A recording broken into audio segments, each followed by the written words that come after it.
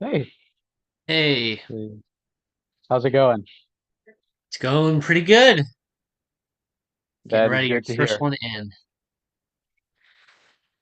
Uh, I get to relax today. I don't have to read. Yeah, Just drink and, you know, good deal. listen and, I don't know, pop the channels occasionally. Very chill.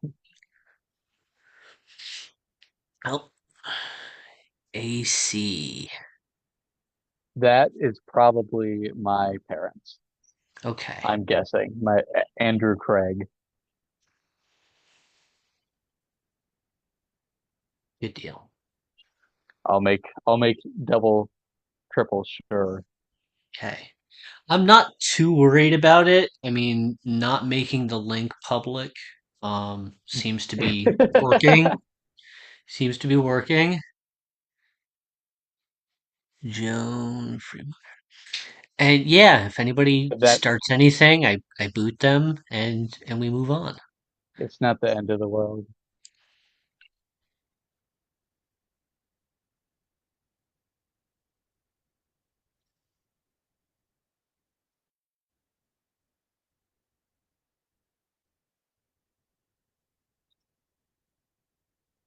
Hey, it's nice to meet you. Hey.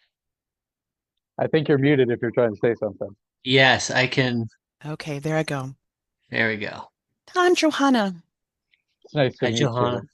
Nice to meet you. Nice to see you, Travis. Nice to see you too. And yes, drinking is allowed because it's a party. It's kind of the vibe that I want to have. Not have it be overly tense or serious or anything like that. Having a good time. Cool. It's all about the Not that you have vibes. to drink. No peer pressure on that. Got my lovely water just in case. There we Just to go. say, Water I have works. all Jeff Frost Amazon sparkling water. Okay. So I'm the only drunk here so far. I need ZH to get here, so I don't feel so alone.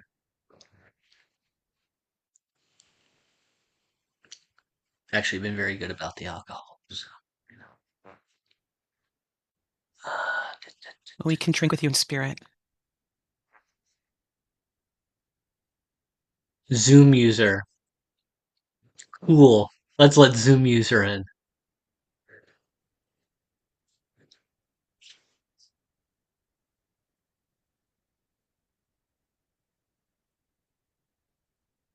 Wade's here, yay!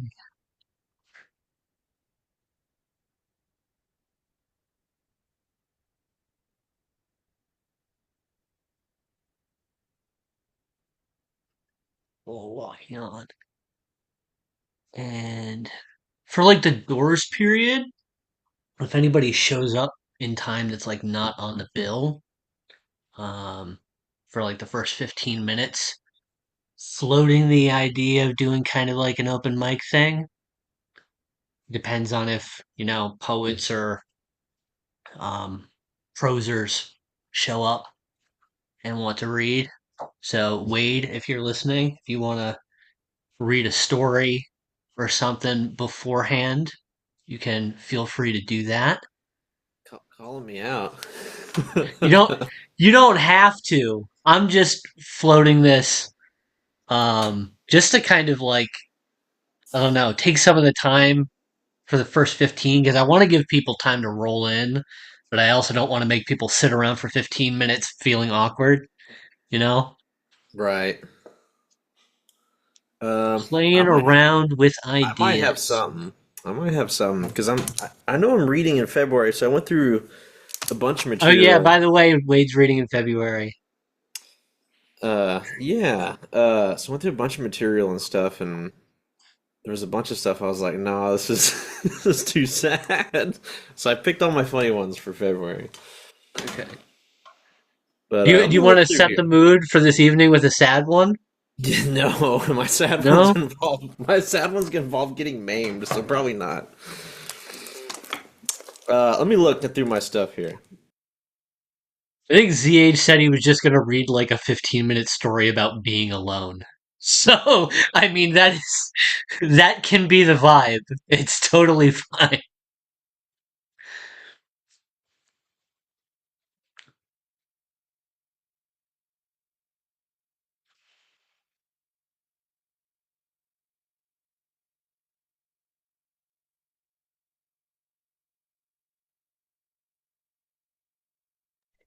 Well, this is where you need the theme music, the Yeah, icebreaker, I know. teachable moment, Oh the God, literary Well, the spotlight. teachable moment is that I should have figured out the music by now. That's the Uh, teachable moment. I Okay. might I might have one here. This is it's about my neighbor who's crazy as hell.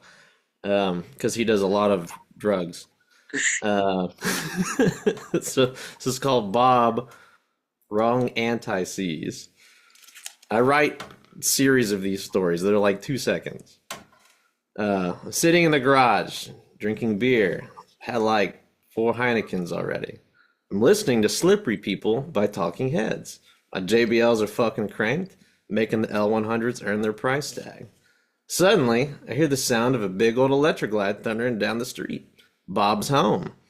Bob parks, walks up to the garage. Wade, you got any anti-seize? Yeah. Copper or silver? Silver. I hand him the jar. He eyes it up and down, very closely. He starts rubbing it on his hands and his arms. Check it out. I'm like the Silver Surfer, dude. Yeah? You're a regular X-Man. I should get a surfboard.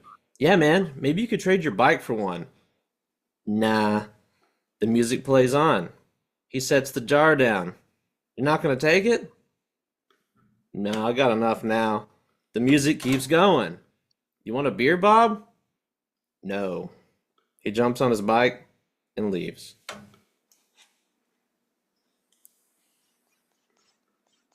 Good job, Wade.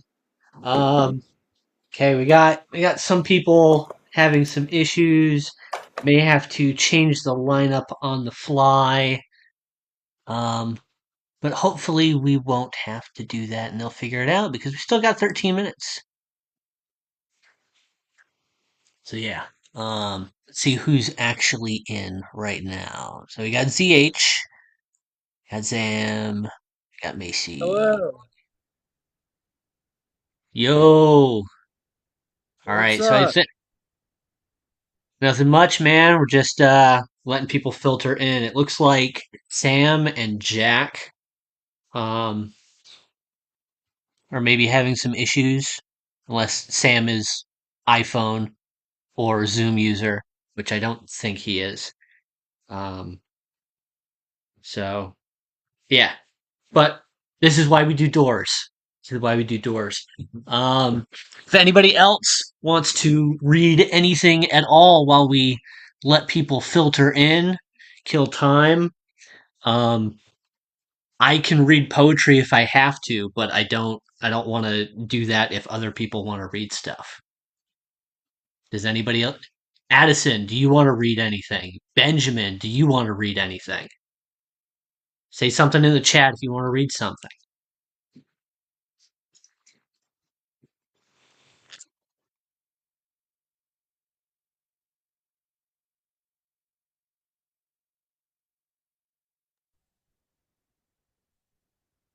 God, everybody's so shy. Yeah, come on. I already read one, man. I know you already read one. I'm looking at this I'm looking at this waiting room or the joined people and I see all of these writers and they don't want to read a thing.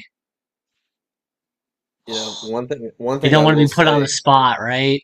I didn't announce an open mic because I was just kind of thinking about it today. I was like, "Oh, it might be good to kill those to fill those 15 minutes." I don't want to I don't know. Feels really self-absorbed. Oh, Play Bobby's here. share. You can make Bobby Play read. play share. It's not. That's up to Wade. I still haven't figured that out yet. Oh God, y'all gonna put me on the spot, dude. DJ again. I think Bobby should read Busload of Okay, if Homers. it's a big thing, It's really don't. It not a big. It's don't. it's really really not a not a big. big thing. He knows how to do it. I'm just dumb. Wow, people are rolling up. There, Sam's here. All right. I think we're just waiting on Jack now. And if I got my lineup, I have to remember the lineup. We got some time for Jack to roll in. Sam was the big one.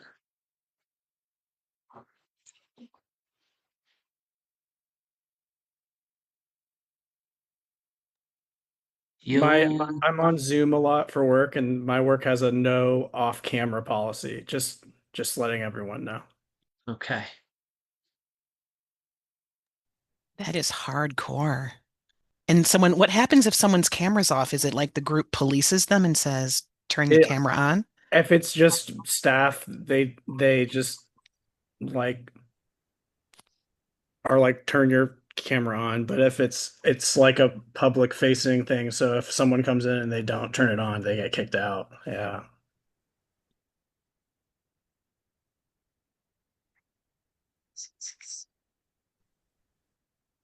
Let me see what Jack's doing. I'm not a host of this, so I can't kick anyone out, but I just wanted to share, that's all. Yeah. Okay. Don't worry. I don't think I'm gonna have to boot anybody, but I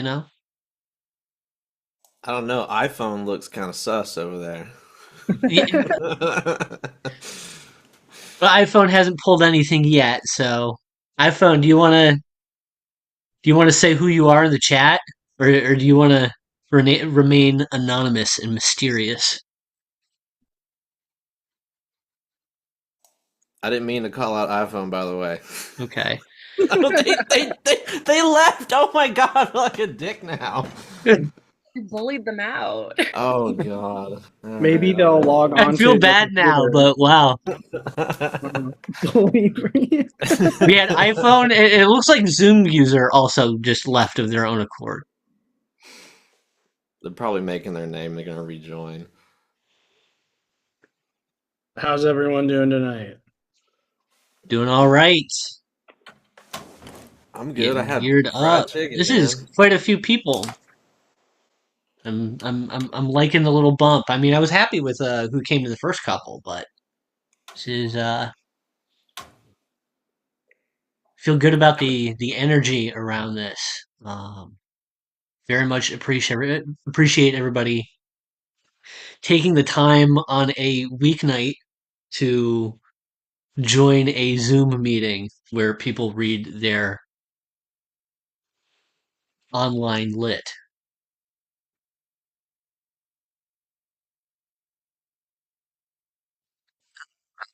Yeah. That felt kind of intense, the online lit. That was like a moment. Like, In what way dude. is it intense? I just It said was online like, lit. okay, that was like the gun to the knife fight. Okay. No, nah. I mean, I am a participant of online lit.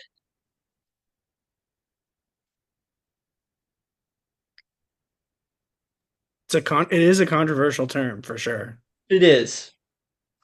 When you have online lit and you have alt lit, I'm embracing the online lit. I'm skeptical of the alt lit. That's kind of where I'm situated right now, I think you weren't personally. around. There used to be another term called cyber writing as well, which I don't think you were around doing this stuff for. But that was the I last. literally started writing poetry late March.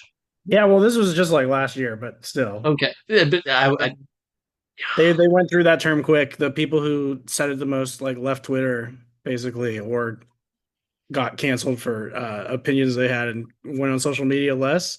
So the name kind of died out with them, which is kind of cool. Or I mean, I'm neutral on the name. I just think that that's funny that it went down in that way. eh.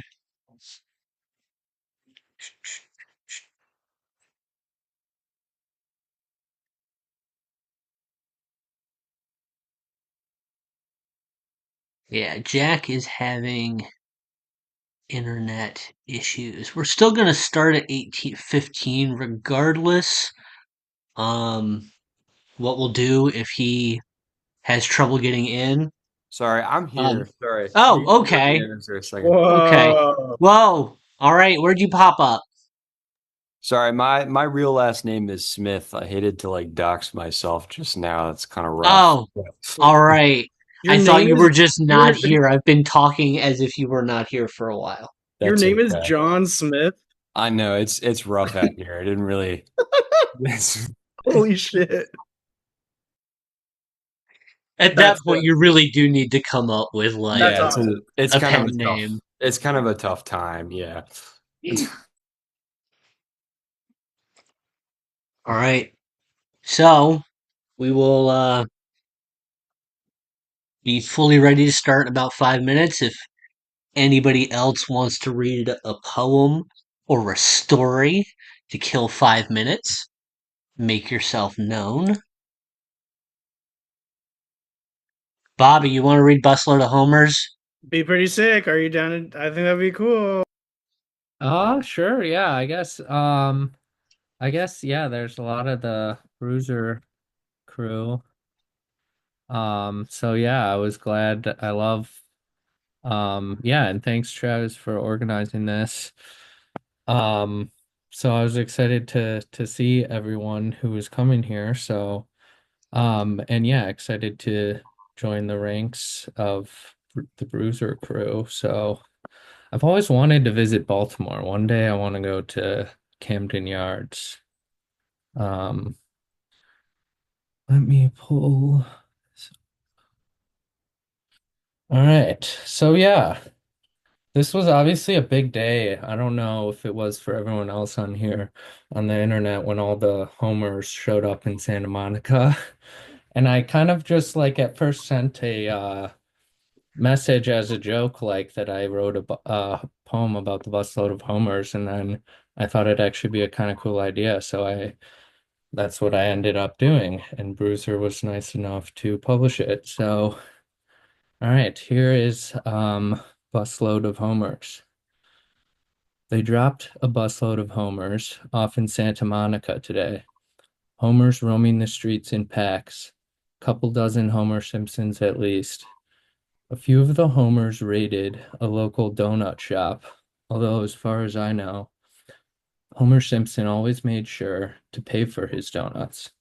Homer is an honest man, always was. He'd rather support the local donut shop with his own hard-earned cash. Today's roaming packs of homers have strayed from true Simpson values, which makes sense because the show stinks now. Nevertheless, I would still love for the pack of Homer Simpsons to visit my city next. Please let me drive the busload of homers on a cross-country tour. Thank you. And if anyone has any intel, please let me know. We haven't heard anything about the homers since that day, so it's really kind of sad, but yeah, thanks everyone. Thank you, Bobby. We've got a couple minutes. If anybody's got a short one they want to say before we start off with Sam, make yourself known. You can just turn on the mic or say something in the chat. Anybody feeling brave? Come on now. Ian Flatman, do you have a short poem? He said he wanted to read in the chat. Okay, Ian, I'm going to ask you to unmute. I think he's driving a car in Australia, so it might Well, not then work. it's going to be hard for him to read. Yeah, give it Or are you good? seconds. Can you hear me? Yes, we can hear you. Oh, You got a quick hell one for us? yeah. All right. I'm sure I can.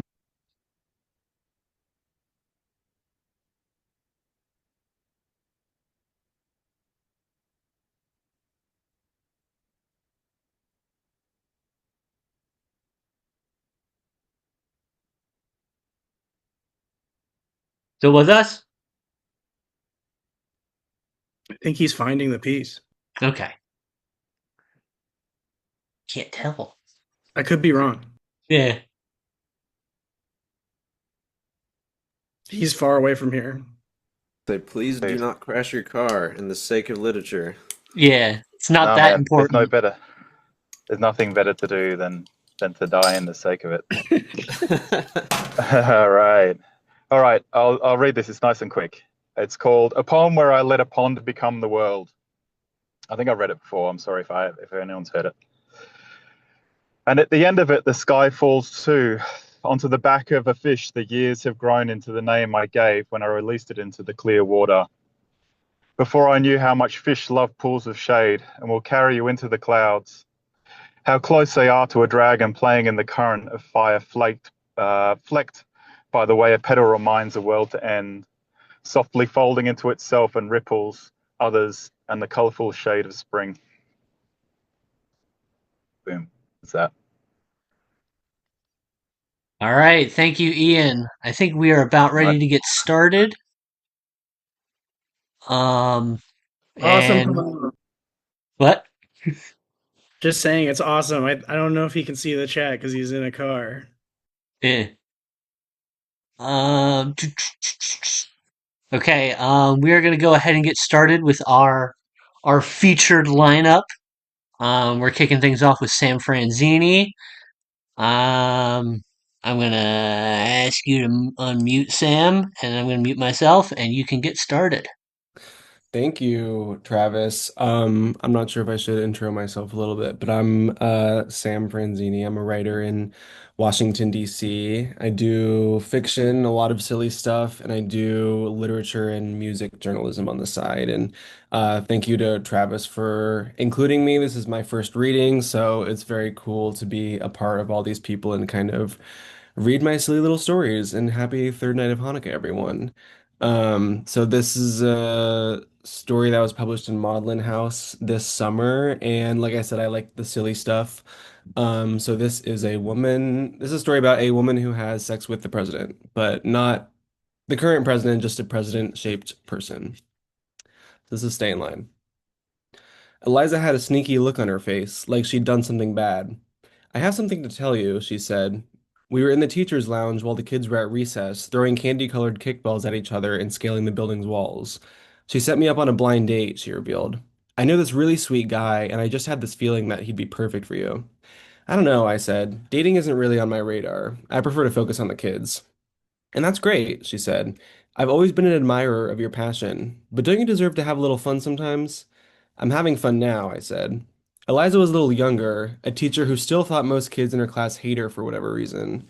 She sighed and slipped me a piece of paper that said Dolores is on 18th, 8 p.m. tomorrow. Please show up, he said. He's a good guy. It turned out I was curious. I buzzed about the unknown man who would take a chance on a random teacher, all because of Eliza's recommendation. I had no idea how much Eliza knew about me and how much of that she had told him. And anyways, I liked Dolores's. The next night at the restaurant, the maitre d' showed me to a private table in a VIP section hidden from other guests. He must have been either very shy or very rich. I was right on time. I felt strange, a lady in waiting. I was convinced he should have been there earlier to pull up my chair and compliment my outfit. Two men in black suits and earplugs entered the area without speaking to me. One lifted up the tablecloth and got on his knees to inspect underneath while the other scanned the walls. I was afraid the restaurant had been a crime syndicate this whole time. The men remained silent as they worked. One sift through the petals of the roses on their table, their final task. Once he was done, he said to me, "Have a nice dinner, ma'am." After they exited, my date sat down. It was the President of the United States of America. I apologize for all that hullabaloo, he said, and I noted that I had never heard a politician use that word. He shook my hand and introduced himself. I didn't want to give him the satisfaction of knowing who he was, but it was clear that I froze when he first walked in. I didn't vote for you, I said instead of a greeting, or the other guy either. I'm not really involved in that. That's perfect, he said with a smile. That way you can get to know me and not Mr. President. I wasn't lying to him. I knew nothing about politics. I didn't like voting. My polling place was at a nearby library, which reminded me of a particularly stern woman's glare as I returned my books in the second grade. Crowds scared me, so I never showed up to protests. Whichever way the presidency swung didn't seem to affect me all that much, no matter how much my friends convinced me it was important. Wavering grocery prices seemed to me a whim of the global marketplace, not whether the man in charge was wearing a red or blue tie. To tell you the truth, he said, I don't want to be with someone who agrees with me about everything. A healthy debate can sometimes be just as erotic as sex. I agreed just as our salads came. It's a fixed menu, he said. I hope that's okay. We just can't risk poisonings. I understand, I said. As he picked his salad, I remembered, vaguely, something from around the time of his candidacy, the op-eds and the warnings about how he'd be the first presidential bachelor in American history. It was a stain on his record, an insurmountable obstacle to the highest office, like Pete Buttigieg's homosexuality or Cory Booker's lazy eye. If he can't keep a girl down, how could he do the same for the country? Some asked. But others said it meant he'd have less to focus on. His opponent displayed his heavily glammed, tranquilized wife at events where he teased him with schoolyard insults. Many pundits said that his erectile dysfunction jab is what cost him the presidency. Eliza said you worked together as teachers, he said. I think that's the single most undervalued job in American society.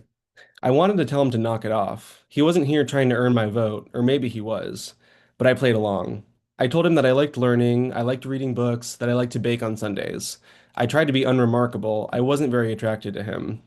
Besides, I wasn't equipped to be a first lady or a first girlfriend.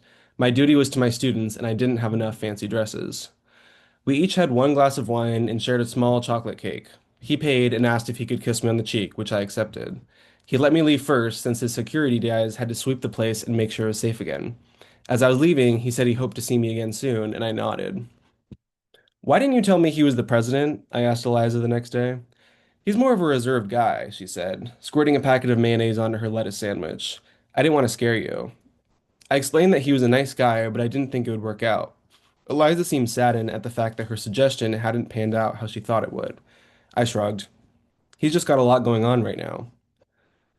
I played coy with my students, but I quickly got bored of our English lesson about similes and metaphors. I smiled a little.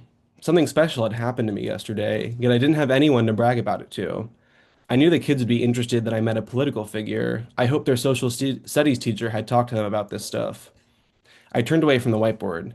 Do you all want to know who I met last night? They all screamed yes. Can you guess? One kid guessed Santa Claus, another his mom. Here's a hint. He's in charge of the entire country. The president? A smart child named Dan said.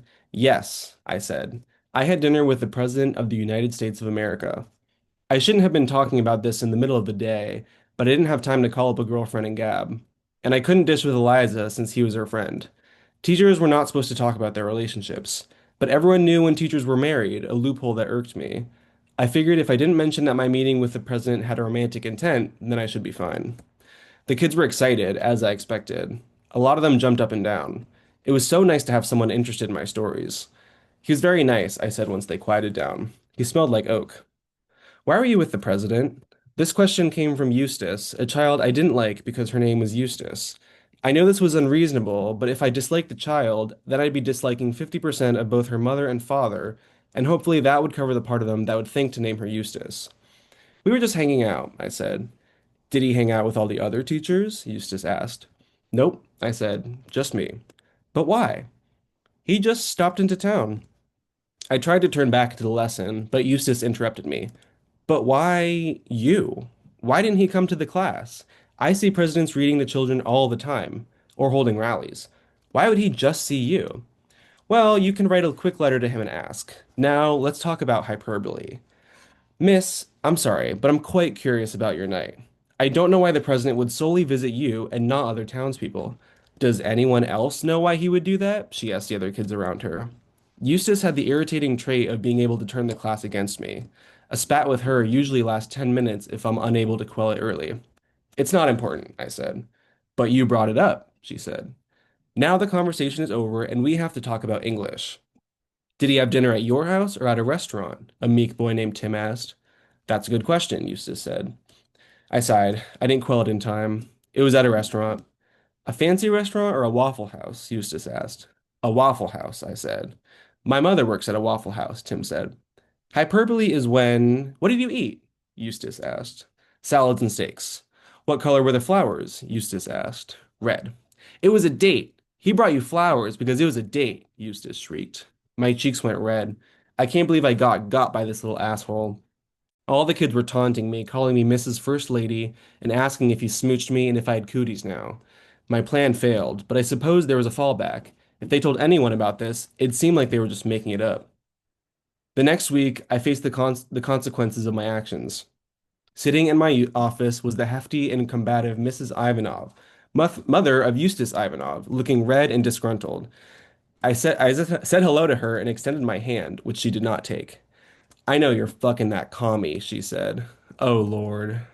This is about Eustace's education and Eustace's education only. And I don't want her to be taught by a spy from the government who's got extramarital affairs with the executive branch. I'm not married, I said. And I agree with you, this is about Eustace's education. Are you aware of how much she interrupts during class and forms a coalition against me? Well, she's a critical thinker. You're probably jamming partisan bullshit down her throat. Ma'am, I said, I have no political beliefs. I have never voted. My friend Eliza sent me up on a blind date, and the guy happened to be the President of the United States. This is unplanned and very random. I'm not even seeing him again. Like hell you won't. Hussies like you are always hunting for new jobs, so I can imagine just how comfortable the Oval Office is for you kind. Teachers, she spat. You're why I cheat on my tax forms. You can always unenroll her in my class, I said, which would be the best case scenario for me. Nah, she said. She's my eyes on the ground. She tells me everything. Gotta make sure you're not infecting these precious kiddos with your ignorant beliefs. If I hear one word of proselytizing, I'm taking your ass to court for 1 million bucks. You can do that, I said, as she left my room angrily. I felt entirely justified in my hatred of this woman. I now knew it was her, and certainly her, alone, that decided on Eustace, a terrible name for that stain of a child. Against my better judgment, I set up another date with the president. He could understand how I'm feeling, I'm sure, and I wanted to rant about him about being unfairly prosecuted for my relationship with him. Tell that to my former defense secretary, he joked when I told him that. But of course, I didn't laugh. I had no idea who it was. He cleared his throat. But I totally get it, he said, resting a hand on my knee. That sounds like a terrible situation. I hate children like that. But I love all children, but in an appropriate way. We were at my small apartment, unfit for a man with a terribly large aura. Politics seeped from him like sweat. I could feel him analyzing my attractiveness like an exit poll. I had seen him in stadiums, in North Korea, in outer space, and here he was in my beige home. He kissed me on the cheek when he came in, set a bottle of wine on the counter. Going on a second date implies sex. Inviting him to my home confirms it. He was still in his suit, coming from the office where he signed bills and called senators or whatever he did all day. Slowly, he revealed his personality to me. It was stifled during our first meeting, but the absence of his security team, waiting outside my door, meant he could relax a little. He was funny in a strange way, and I found that I cared what he had to say, so long as he didn't talk about the government. He probably found my education-related complaining boring too, but he'd never say. I looked at this man and watched his profession slip away from him. In here, he was just some guy. I didn't own a television, so he couldn't watch the news, where no doubt he'd be featured. He was just a man, and I was just a woman. When he left, of course, he'd have to act, be bigger than who he was. But in my apartment, he was learning to be himself. Secretly, I believed this was comforting to him. I saw him as a boy whose dreams of the presidency hadn't been realized yet. He could still go to the grocers without it being a photo op. He could still play with friends and be roughhoused. He could go on a date and make a strange food choice without it being national news. I think he liked being with me, a total nobody, because it made him feel like one too, like he didn't really matter. I felt the urge to ask him if he ever wanted to leave for good, get plastic surgery and escape to an island and never have to deal with any of this again, to live a life like mine. Instead, I inched closer to him on my stain-ridden couch. He coughed and looked away. It was endearing that this man who had bombed the shit out of countries had trouble initiating a kiss. I realized that I had the possibility to seriously disrupt his train of thought during work by sending him a flirtatious photo, which could lead to the collapse of the United States if he wasn't paying attention. Every newspaper around the world would show his boner on the front page, all because of me.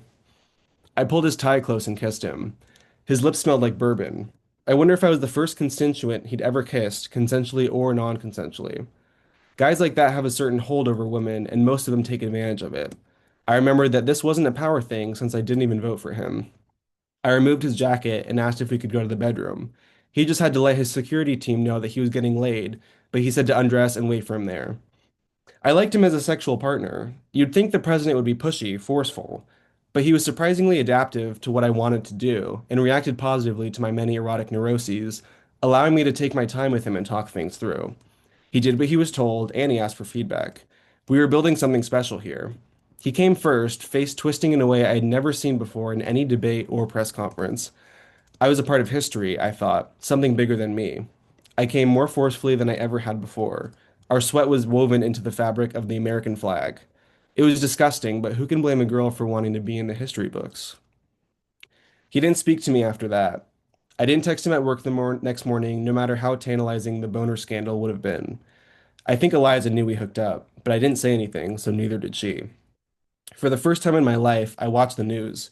During my lunch break, I Googled president and watched him at a hearing regarding farmers. This is the man I knew, maybe a little more formal, but the man I had in my bed last night nonetheless. As he answered questions, I wanted some evidence to appear on his face somehow, a smirk during a pause, a moment of mind wandering. But nothing happened. There was no trace of me on his body, maybe in his psyche. I suppose I got what I wanted. I was back to my ordinary life, being a nobody. A couple weeks later, I had the pleasure of smelling Mrs. Eustace Ivanov from the hallway. I took a deep breath and wondered what I had done wrong, if I should just bail. But when I walked into my office, she stood up and hugged me. "Oh, sweetie," she said. "I'm so sorry." I told her I didn't know what she was talking about. "Haven't you heard the news?" she asked. I told her no, I didn't like the news, the same as I told her during our first meeting. She pulled up a video clip of a suited reporter behind a desk breaking the latest Washington scandal. The president allegedly had more than 37 pre-planned dates in the past couple months, analyzing who could be a potential first lady to restore public image. Voters were antsy he hadn't secured a woman yet, and with re-election looming, he needed a bump in the polls. Chauvinists were saying he was just doing guy stuff, while feminists said he was tossing women around to play with. I wasn't sure what I agreed with. "Thank you for showing me, Mrs. Ivanov," I said. "Please call me Eustace." I rolled my eyes. "Okay." "I didn't mean to be so hard on you," she said, "with you getting tricked and all that." I didn't really feel like it was trickery. It was a date that didn't work out. Even if it had nefarious intent, it was still a way of life.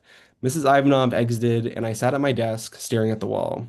I guess I shouldn't have been too surprised. I always felt a thin layer of unreality between us, like our positions and our choices in life had set us apart, such that we would never understand each other. We had only seen each other twice, but I would have liked to try further. I felt used, but I was okay with it. It was just what men like him did. Sorry, I lost the page. It was just like men like him did. That's the name of the game. I didn't even sign an NDA, so I don't even feel bad telling you his name now. George W. Bush. Yes, I fucked George W. Bush. Are you happy? I couldn't believe I was heartbroken over a politician. The slimy, conniving son of a bitch.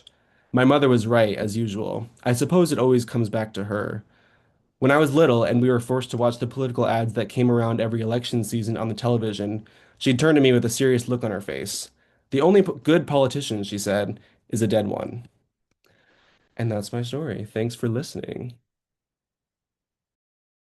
And unmute me. All right, thank you, Sam. We're gonna move right ahead to Johannah. Yep. All right. Hi, everyone. I'm Johannah. So now for something completely different. I write micros. These are basically unhinged dispatches from a midlife crisis. So that is the red thread that has run through these items. I guess two trigger warnings. I got a little bit of saucy language, and one of the pieces talks about smoking. So I'm someone's mom, so I just, want to lead with that. This first piece isn't published, has not gotten any love, but I hope maybe I can get it picked up next year. It's called "To the Super Working Women of the Late 1980s." Your collective delusion did us dirty, telling us we could be moms, CEOs, fashion models, and the girl next door, telling us we could have it all, so long as we found that balance, prioritized, leaned in, scheduled time to talk about scheduling time. You told us you cleared the path, found a way. Underneath those career forged hard outlines of shoulder padded polyester power suits, you were soft, desirable, feminine, fuckable. We sipped your story like sweet tea, wanting to believe we'd make rain, make babies, make our own destinies. Then we graduated, debt-ridden, to a working world that didn't think that we would be more than coffee corralling admins. Turns out we couldn't have it all, couldn't be slender and successful, smart and sweet, strong and sexy. We couldn't be soft and self-supporting. We were forced to choose. I bring home greasy paper bag burgers to a family I only see on evenings and weekends. I feel the weight of being a wage-bound woman. I am collapsing under the burden of breadwinning, even if it's only hamburger buns. Okay. All right, thanks. This next piece is called Boundaries, and this appeared in A Sufferer's Digest this year. I have a lot to learn about setting boundaries. Clearly, I'm confused by our messaging. Confused because you're messing with my head. Messy because I can't tell if we're friends or something different. If we're messaging about crock-pot dinner hacks, I'm not expecting you to tell me that I have juicy tits, because that's not something that work friends who are casually sharing recipes do.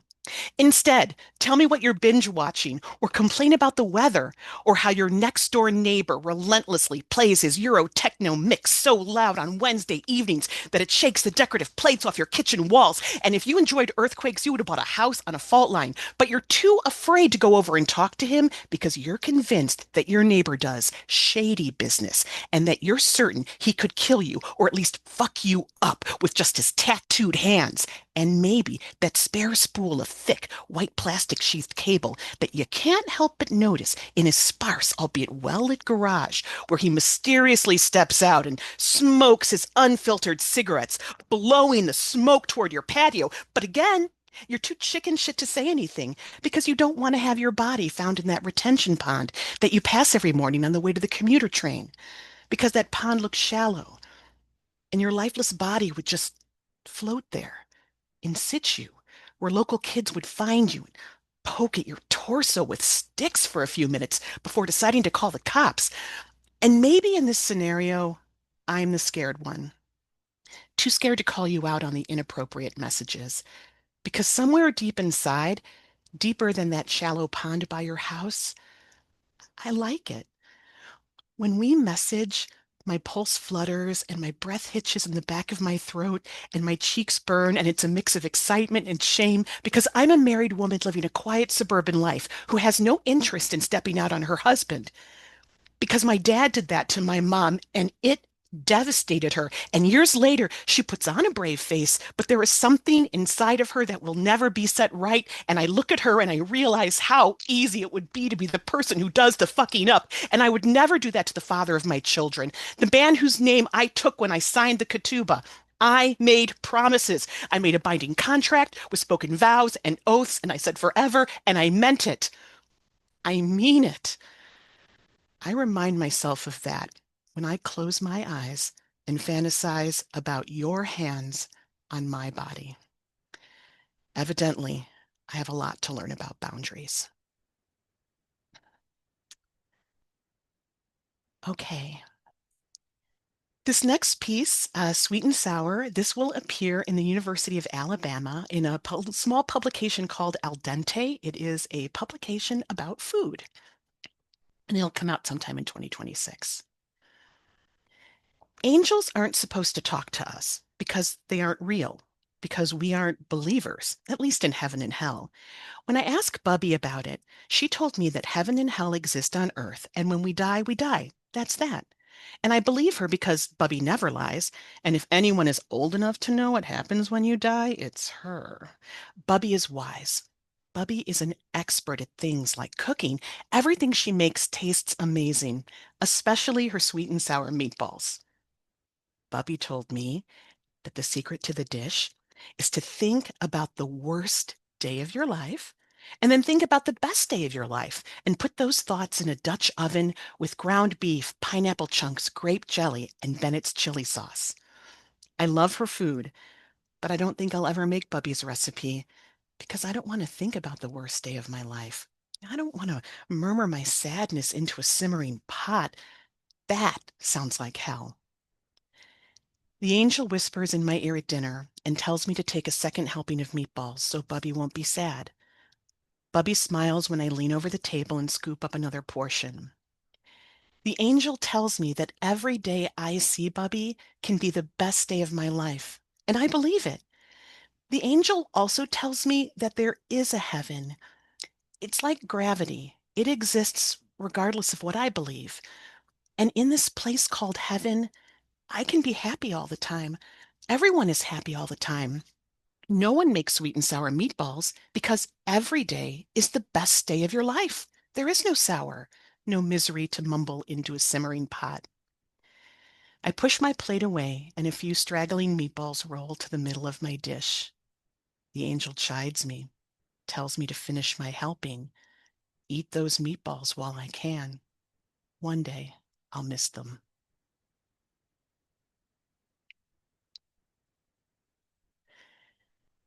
Okay. This next piece is called Cold Turkey, picked up by a very prestigious lit journal, online lit journal known as Dodo Eraser, and I believe that this will be coming out sometime in 2026. So thank you, Travis, for showing me a little love. She hopes quitting him will be like quitting cigarettes. Her last drag of a Marlboro Red was in 2001. She can't quite call to mind the experience of smoking or even why she started. She can't recall the taste or the smell, but she remembers she liked it, craved it, needed it, remembers the ritual of lighting each cigarette, remembers that she marked her day as the passage of time between 20 paper breaks. She thinks about him. Her last message to him was 7 days ago. She holds his details clear and in focus in her mind. She remembers why she started with him, recalls his taste and smell, why she liked him, craved him, needed him, loved him, remembers the ritual of that first kiss each time they met, remembers that she marked her day as the passage of time between their shared photos, texts, and calls. Since 2003, she has identified as a non-smoker, never smoker on her annual health questionnaire. During this year's physical, her doctor pressed a cold stethoscope against her back and noted her lungs sounded fine, the healthy lungs of someone who had never smoked, time erasing the tobacco-stained evidence from her body. She wonders how long it will take for time to erase the evidence of him from her body, how long it will take her heart tissue to regenerate, to remove all traces of him, how long it will be before she will have the heart of someone who never loved him. Like smoking, loving him was a stupid and dangerous habit, reckless, one she was too old and too smart to start. Like smoking, she should have known better. Like smoking, she didn't realize how fast she'd become addicted. Like smoking, he was all she could think about. Like smoking, he was a secret, a source of shame, a reason to hate herself, loathe herself. Like smoking, she knew she'd need to quit, but she started anyway. Knowing something won't last doesn't make it easier to end. She wonders if there is goodness in trying to remember him, inventory everything about him while it's clear in her mind. The soft downy of his chest hair, the curve of his lip when he smiled, the blue of his eyes, how he called her baby girl and how it made her feel safe until the moment it didn't feel right anymore. She wonders if anyone will ever love her the way he did, make love to her the way he did, love her body the way he did. Should she file him away in the deep archive of things she won't experience again but wants to remember? She sorts through precious mental Viewmaster images from her past, reminisces about the vitiligo speckled hands of her grandfather, the lemon wax smell of her grade school hallways, the freedom of her first set of roller skates, treasured recollections stored safely in the deep well of her memory, things she'll always remember. She takes one final drag of him, feeling the familiar burn deep in her lungs. She exhales his memory, stubbing out the last of him against the curb. Okay, thanks. And it's like a whirlwind. I'm sorry. Like I warned you, right? It's a caveat, unhinged. So, okay. Last piece. This is called Broke, and this will be in Blood and Honey again sometime in 2026. We are tangled together in an anxious cage of quiet, tethered and tight. Even our words are constrained, trapped in the scant sliver of space between our bodies. You asked, and I didn't answer.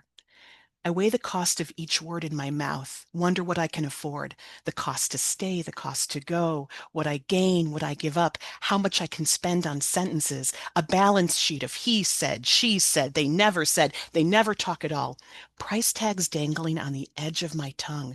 Now, I love a bargain. I'm a window shopper, browse only. I don't buy what I can't return, can't undo, can't send back, can't exchange. Words force us to show our hands. Keeping the quiet peace is cheap. Silence is flimsy currency. Truth is weighty. A gold brick, a cougarand, platinum shackles. Inside me, I carry 4 pieces of my father's good advice. My small inheritance tucked into a worn whip-stitched change purse. They're challenge coins I flip between my fingers for courage. I choose. He who speaks first loses. I don't need to win, but I don't want to lose. I keep my damn mouth shut. I can't afford the truth. Talk isn't cheap. It's expensive as fuck, and I'm broke. Thanks, everybody. Hell yeah, Johanna. That was awesome. We're going to move right along to Jack. We got somebody else coming in, Leo. And okay, I'm asking you to unmute, Jack. Here we Right. go. And I'm going to mute myself. All All right. right. Can you guys hear me okay? My mic's a little wonky. Okay, that's great. Hey everybody. Thank you, Travis, like always for this. This is great. If you don't know me, I'm John Crawford, but you guys can call me Jack because we're all best friends now. The only way that I can read and not feel like my head's gonna explode is if I know that we're best friends. So thanks for indulging me in that. I'm from like just outside of Baltimore. Um, I'm gonna read a story that I published in David Porter's magazine, Keep Planning. This ran like last week. I wrote an earlier version of this story that I read for Baltimore Book Fest, and it had like punctuation and paragraphs and stuff, and then I didn't like it, so I rewrote it, and then we have this one instead. All right, this one's called Composition 4. I didn't really have a title for it. All right. Already it is the time when the dingy places are opening one by one, and the Amtrak boys are locking up and leaving work, and the bums are quitting the pans, putting on their coats, and the stevedores are coming in on the link tram and walking in any number of clumps to the bowling alley first, and then the dingiest spots down the sand hill, which have names like Skitzerman and Rabsput, and then like an exploding bomb. The downturn of the hill opens all at once, and they come onto the street to see it. And just there, down the whole strip, you can see the vigils and memorials for $5, or else the yard runners playing at the cribbage and riding now their amp cart down the steep hill, first loading the cart at Slim's and then running it down the sidewalk, and finally now hanging on for dear life, the yard runners, and keeping Johnny Marble's PV from flying off, reanalogizing on the long way down, telling each other halfway, flapping in the wind. Now this night must be different because of you know what, they're saying. And now the dingy places are all open. The flyers say all of them at the same time on the same night for one night only out of respect for the dead, so they say, and you can see them all there, the freaks jitterbugging in the alley with coffees, and the one guy who thinks he's Babe Ruth's son offering batting lessons for a sandwich, and the boys swinging the bebop Charles down above, and of course the wrinklers sitting on benches, and see them smile and and whistle and reminisce about the good times before everything was depressing and before everybody got broke, and how at one time you used to come downhill in Sandtown, Winchester, and see good punk rock and see good jazz, and most importantly, see Baltimore's second greatest swimmer, Michael Phelps, bowl a half perfect 150 at the bowling alley when he was still just our bright boy, and feel the crick of Charm City unknot like bad fish, loosening with the fall of those beautiful maple pins,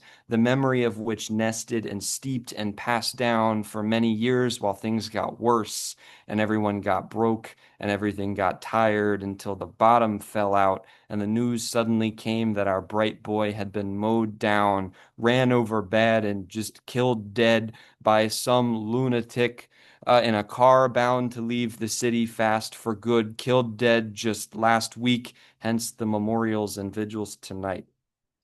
And amid the destitute, depressing rundown broke, you would never guess that at one time this place in Sandtown really used to be a place of serious bustle, where you could walk down Fulton Avenue and stop in and buy a coffee from someone nice in one place and walk up the hill for something else, like to meet a sweet girl and come back down with her and know that somewhere there was something for you, like a good riff or a good Donna Lee or a Michael Phelps half perfect, back before everything became different and depressing and worse, for years, barring hope that one day our bright boy would come back after the Olympic medals had all dried up, and that he'd come home retired and take to the same hill as before and make the same hill as before.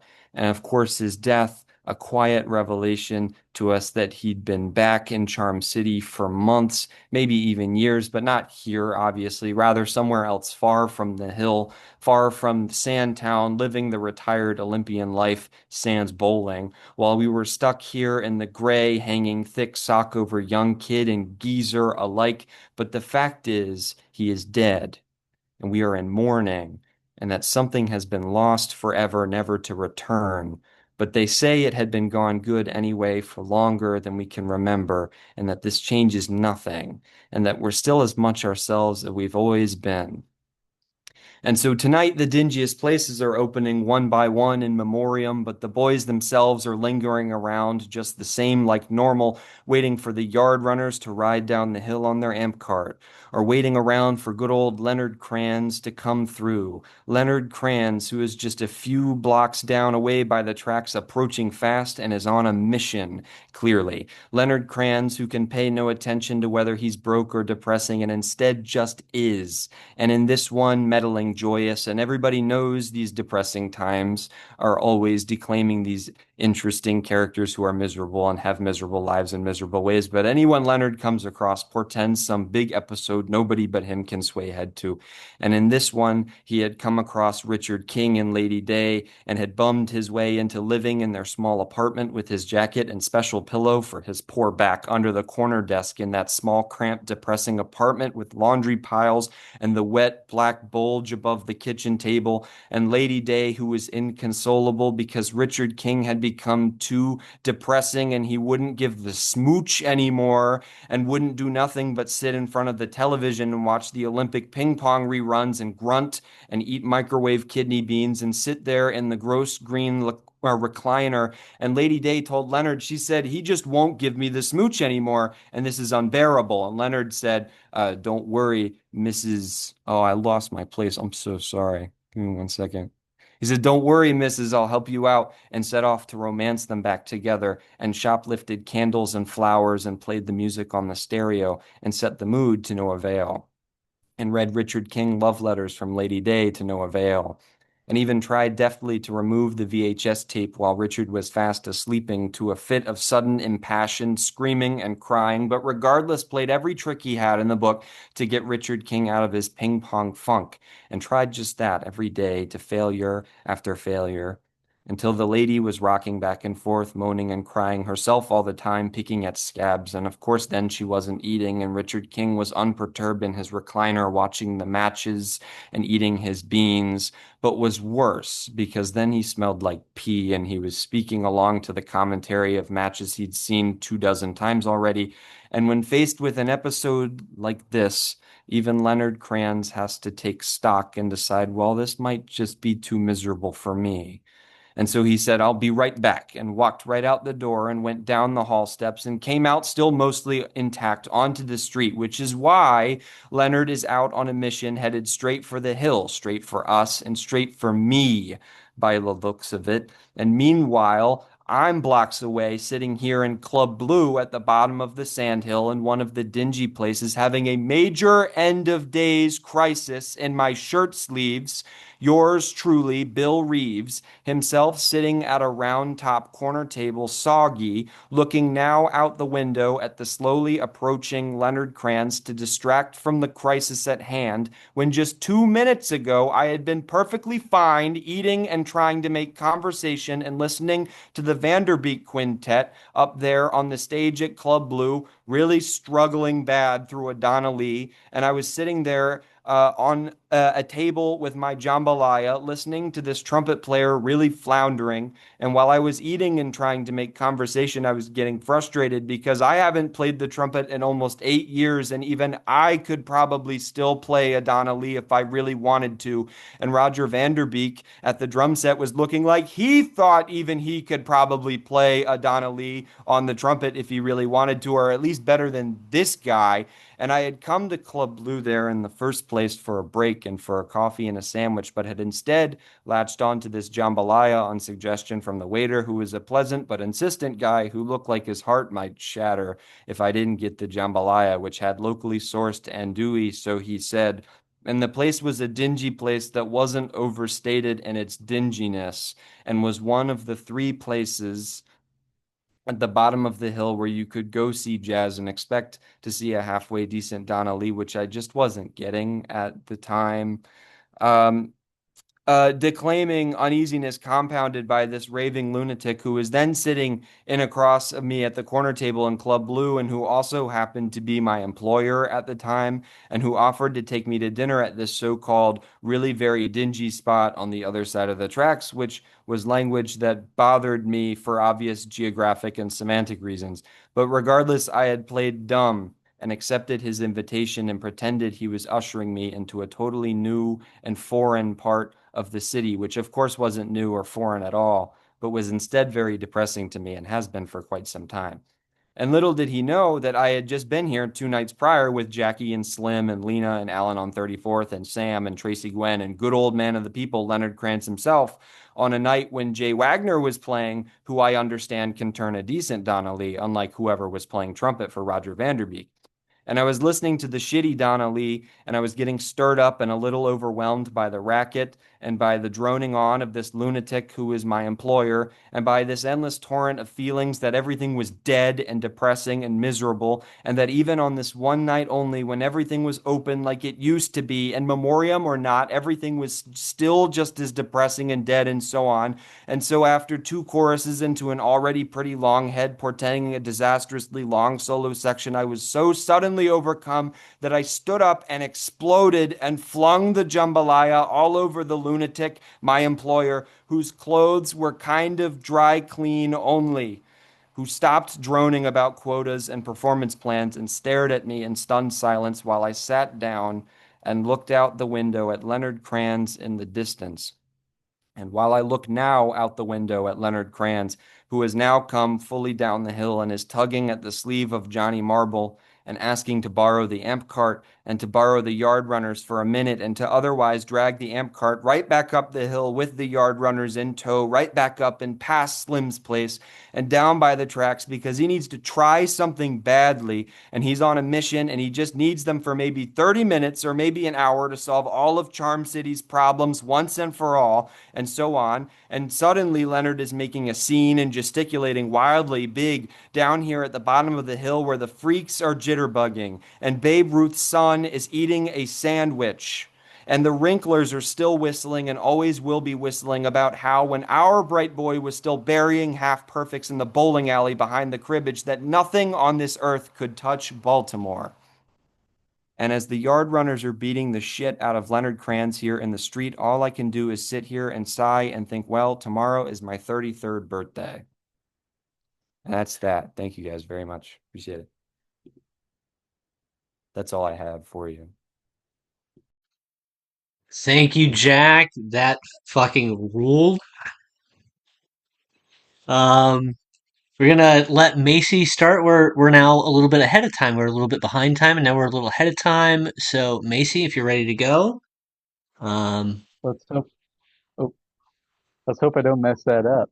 Um, All right. I'm going to see if that audio is better or worse. We'll see. Here's a quick rundown of how it's going to go. I'm going to throw things in, and there are some pieces where bad things happen to people, bad things happen to animals. I have A's and H's, A's for animals, H's for humans. First piece is from Expat, and it is called The Theater Critic.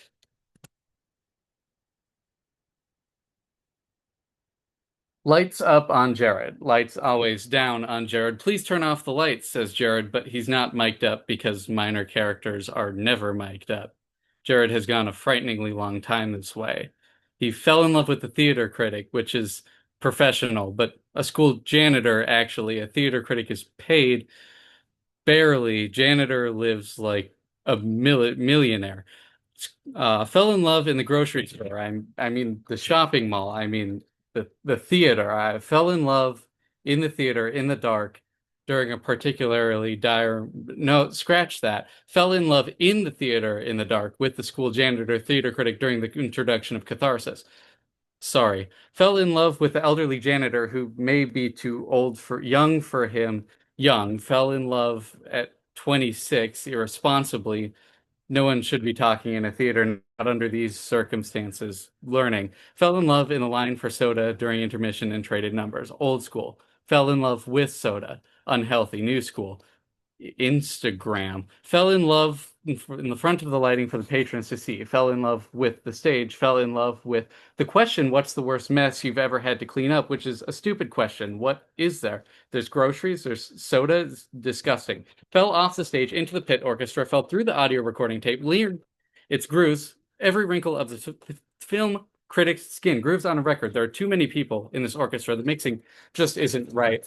Fell in love with someone. Which one is it? The trombone, the groceries, the theater. Jared fell in love with the parents in the second act, fell in love with the dinner, never had it before. Two of them, three, never say that again.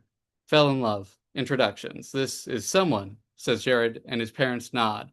Love, breakfast, love, supper, terribly inappropriate. They lean into, in, lights down on Jared, lights always up on Jared.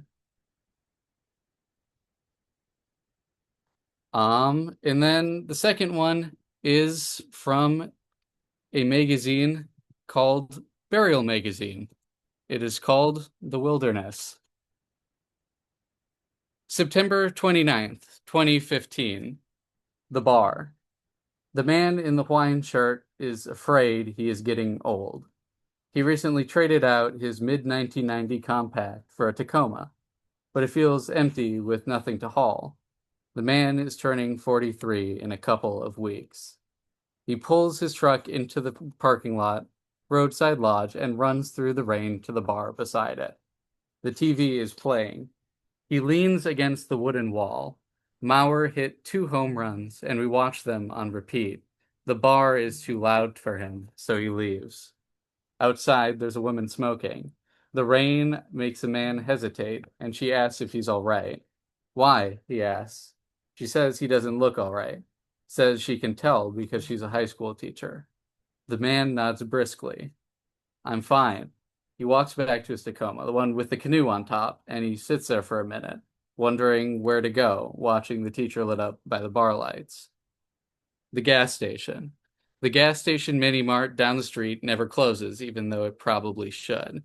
The attendant is splitting his time between high school and night shifts, and he sleeps when he can. When the bell rings, he's sprawled on the counter, face against a paper notice proclaiming that cigarettes are sold at state minimum. He snaps to attention. The man enters and throws on a baseball cap. The attendant notices a sort of dark limpness to him, almost ironic against the bright blue of his Hawaiian shirt. Keep sleeping, the man in the Hawaiian shirt grunts. I'll wake you up when I'm ready to check out. The attendant watches him go to the bathroom before turning around and grabbing a pack of cigarettes. The attendant flips it in his hands and considers what it would be like to smoke, how the smoke would feel in his lungs. He begins throwing it up and seeing how many times he can clap before catching it again. He's at 6 when the man in the Hawaiian shirt loudly sets a 2-liter of Dr. Pepper on the counter. The attendant checks out his items, watching his eyes bore holes into the walls and off to some other place. Will that be all? He asks, and the man in the Hawaiian shirt stops. He looks at his hands and replies, "Can I get 2 go for 5s and a pack of Lucky Strikes?" The attendant nods and uses his computer to print the tickets. "Do you want red or gold? Whichever's cheaper." "I'm sorry, they're both 11. The man considers. "I think I'll take the golds." He pays in cash. The hiking trail. The man in the wine shirt is at the end of the mouth of a hiking trail. The battery-powered seat recliner whines as it lays him back. His dad used to smoke Luckies. The smell made him nauseous. He grabs a Post-it out of his pocket and writes a short message, a kind of explainer. He sticks it in the lottery tickets, folds them up, and puts them in his pocket. He puts the Lucky Strikes on the dashboard and stares at them. He's hungry, but he only has one meal, and it's packed away for the night. He wills himself to sleep. September 30th, 2015, the school. The attendant is just another face in the chemistry class. He picks the skin under his fingernails raw as his teacher rotates a model of a molecule on a reflective plane. The attendant draws shapes in his notebook that twist and turn over themselves the way he sees people to be. He quietly rips the page out of his notebook and folds it into perfect quarters. The teacher asks if he's listening, and he lies to her. He gets up and takes a hall pass. Sometimes, to stay awake, the attendant has to walk laps around the school. He's walked this path a million times before. The lake. The man in the wine shirt hits the lake at 8 in the morning, before most campers have woken up. He doesn't bother getting a permit, and he leaves his keys on the roof of his car. He paddled as far as he could. He lost track of the portages. By the time he found a beautiful spot, the sun was low in the sky and the temperature was dropping. He hauled the canoe onto the rocky beach, took out his canoe pack, and set up his hammock tent. He rehydrated soup on the electric stove and moved to eat. The man in the Hawaiian shirt had wanted to have a kid. He had always assumed that he'd take his kid canoeing. He finishes the soup and takes a few handfuls of pills. The world is so beautiful on the water. He sets the soup bowl on the ground and zips up his hammock. He pulls his notepad and writes a few messages to no one. It takes him a few tries, and he doesn't find them all too important. He never understood how to really talk to people. When he gets it right, he slips the note into his pocket next to the tickets. The drawing is tonight, and he doesn't care if he wins. His hammock sways. The house. The teacher flings her computer bag against the wall and throws herself onto the couch in her small living room. The husband sits on the arm of the couch and stares at his hands. He asks her why she feels that way. They sit in silence for a long time. I can tell they're not listening, even when they say they are. I don't know why I even try. He says he thinks it's because she cares. I just want to take a trip, she starts, staring at the popcorn ceiling. A trip to the wilderness with a canoe. I saw a man going into the Boundary Waters last night. I want to do that.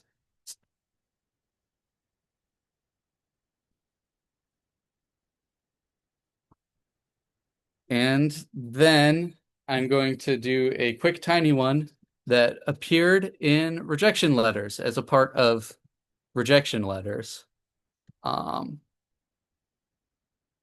It's titled What I'm Looking For.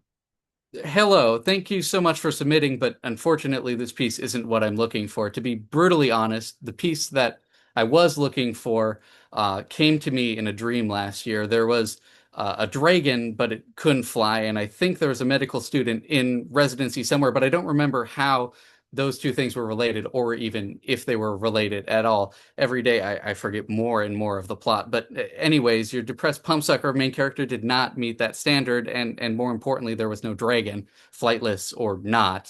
Fuck you, I forgot how the story ends. All the worst, the editor-in-chief.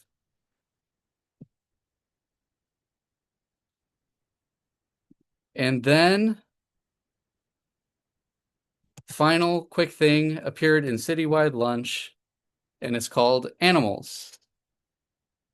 The sun is setting on the lake, and it dyes the water orange and pink and blue and beautiful, and you can hear the waves slamming against the rocks on the beach. They're hiding.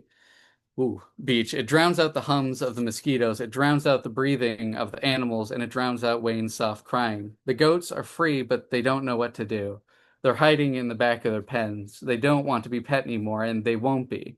Wayne tells them to go, but they stay, shivering. What you have to do to survive, what you have to do to make it in a dead-end tourist town by a stupid lake. Wayne loves animals, but they're cowering in the corner because they don't want to be pet anymore. He pleads with them to leave. The bills are shoved in a junk drawer where no one looks, lakeside property taxes, as if he gets to enjoy it. Wayne sets the whole thing on fire. He starts it at the electrical box to make it look like an accident. He sees it spread, fast, and stumbles out into the fall air. It's funny how hungry fire is when it hasn't rained in months. And the animals run. They fan out in all sorts of directions. The chickens, the cats, the mosquitoes, they all run and are free. And the fire spreads everywhere, so before he notices it, Wayne is fully surrounded. He panics. And in the smoke, you see funny things. You see animals, but in some terrible way, they're different. Wayne sees his daughter, Anna, going to college somehow. He hears her screaming somewhere in the fire and runs towards her, calling her name. Anna, in middle school, not understanding the business, out with friends more than she's at home. Anna not understanding that there's no money to send her to college. And Anna, years later, telling her college friends that they found what was left of her dad in the rubble of that electrical fire, clutching the body of some goat from her family's petting zoo. She tells them he was trying to rescue it, and that might be true. But now he's there, he's holding the thing, and he doesn't care what it is. And he asks it why it didn't run, and he hears it ask them the same thing. And he doesn't know why. They listen past the fire, past the drone of the bugs, and all the way to the sound of that stupid and beautiful lake.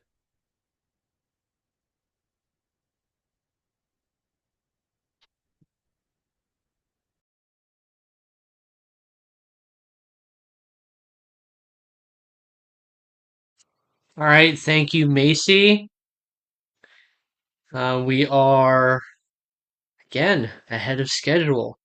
We've got Zach Allen Michael up next, also known as Zam, who will hopefully be reading his waffle fried piece because otherwise, I don't know if it's ever going to make it to anybody ever. Um, Fuck, man. I was not planning on doing that. You're right, though. This might have been my only chance. That's so funny. If anyone wants to read my waffle fried piece about Scooby-Doo and the Legend of the Vampire Rock, which is my favorite Scooby-Doo movie, huge Scooby-Doo head, let me know and I will send it to you. So, yeah. But I'm going to read 3 short ones. All my fiction is kind of short. I have a longer one coming out in Burial sometime next week that I'm pretty excited about, but it's not quite ready. And so I did this funny thing where I printed off all of my stories, and then I realized that I'm looking at a laptop right now, so I'm just going to read from my computer instead. This first one is called The Swans. It's not out yet. I just got it to a point where I'm going to start sending it out. So Goolsby, I mean, we all hated that guy. He was the only SOB on the line who wanted to be there. He knew what a julienne was, and he brought his own knives to work, and he insisted that I was chef and you were chef, and every goddamn person to step foot in that kitchen was chef too. It made the rest of us sick. We didn't want to be there at all, and we didn't have time for his bullshit. He was always telling dad jokes. Like, here's one. What's orange and sounds like a parrot? A carrot. And of course, he'd be chopping a whole ass carrot stick while he said it.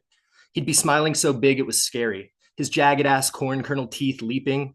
But okay, he wasn't all bad. He was pretty nice, actually.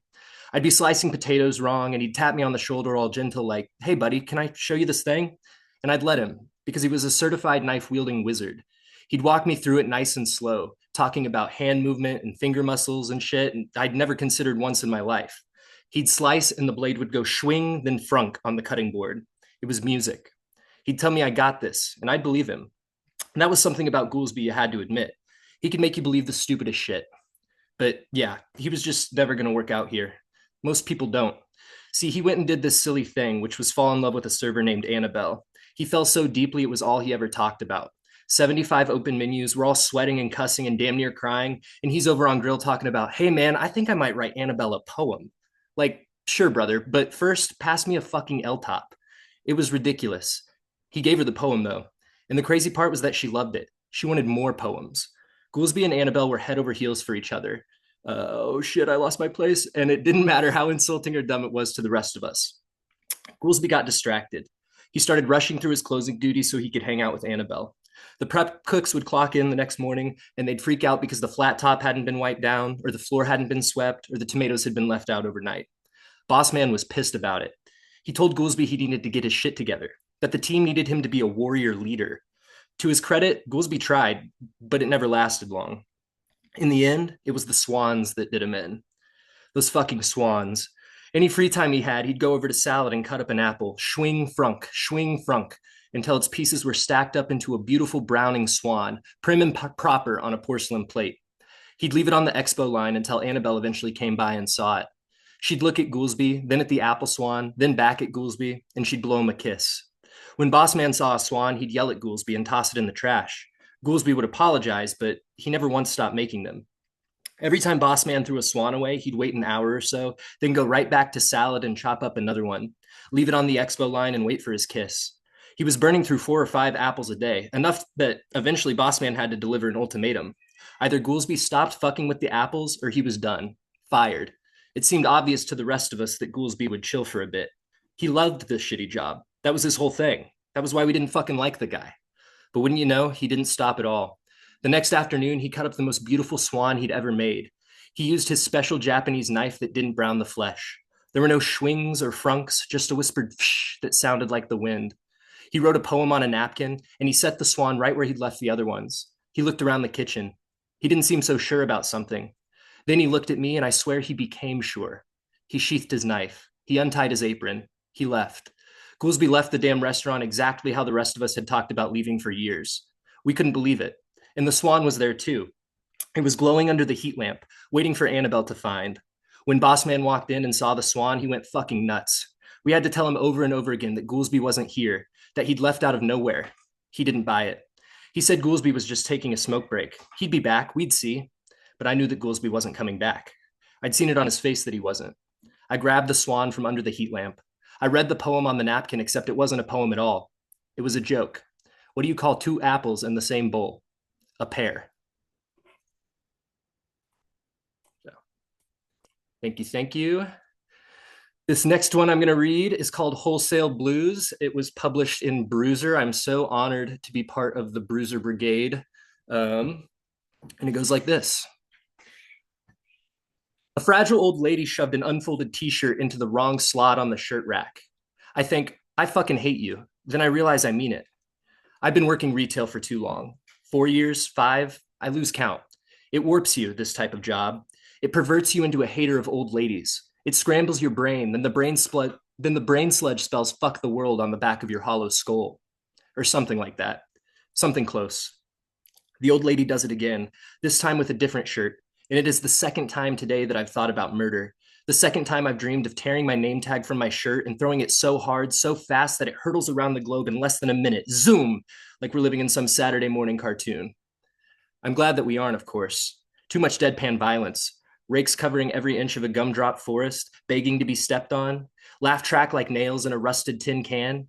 I'd rather fold this shirt than fold that one. Smile. Ask the old lady, yes, hello, would you like help picking a size? Smile again when she says no thanks. Does she know this too is violence? Does she recognize my pain? I'm not a violent man, though I did have certain tendencies as a child. Once I buried a frog alive with stones from a playground, killed it. Unintentionally, I told myself, but what else could have happened? I upset my friend by doing it. She tattled on me, and the babysitter put me in timeout for an hour. I sat by the window and watched my friend make believe in the sun. She pretended she knew the frog. She dug a hole in the ground, dropped the frog at its base, and shoveled dirt with her little pixie fingers until the grave was packed tight. She left the frog a bouquet of dried up dandelions. She came back inside and sat down next to me. I'm sorry I told on you, she said. She stayed until the babysitter made her leave. We both felt better after that. The old lady inspects more shirts. She drops them on the floor like clover leaves. At this point, I must assume I'm being tested by my boss, by the universe, by God, by one of the higher powers white knuckling my life's joystick.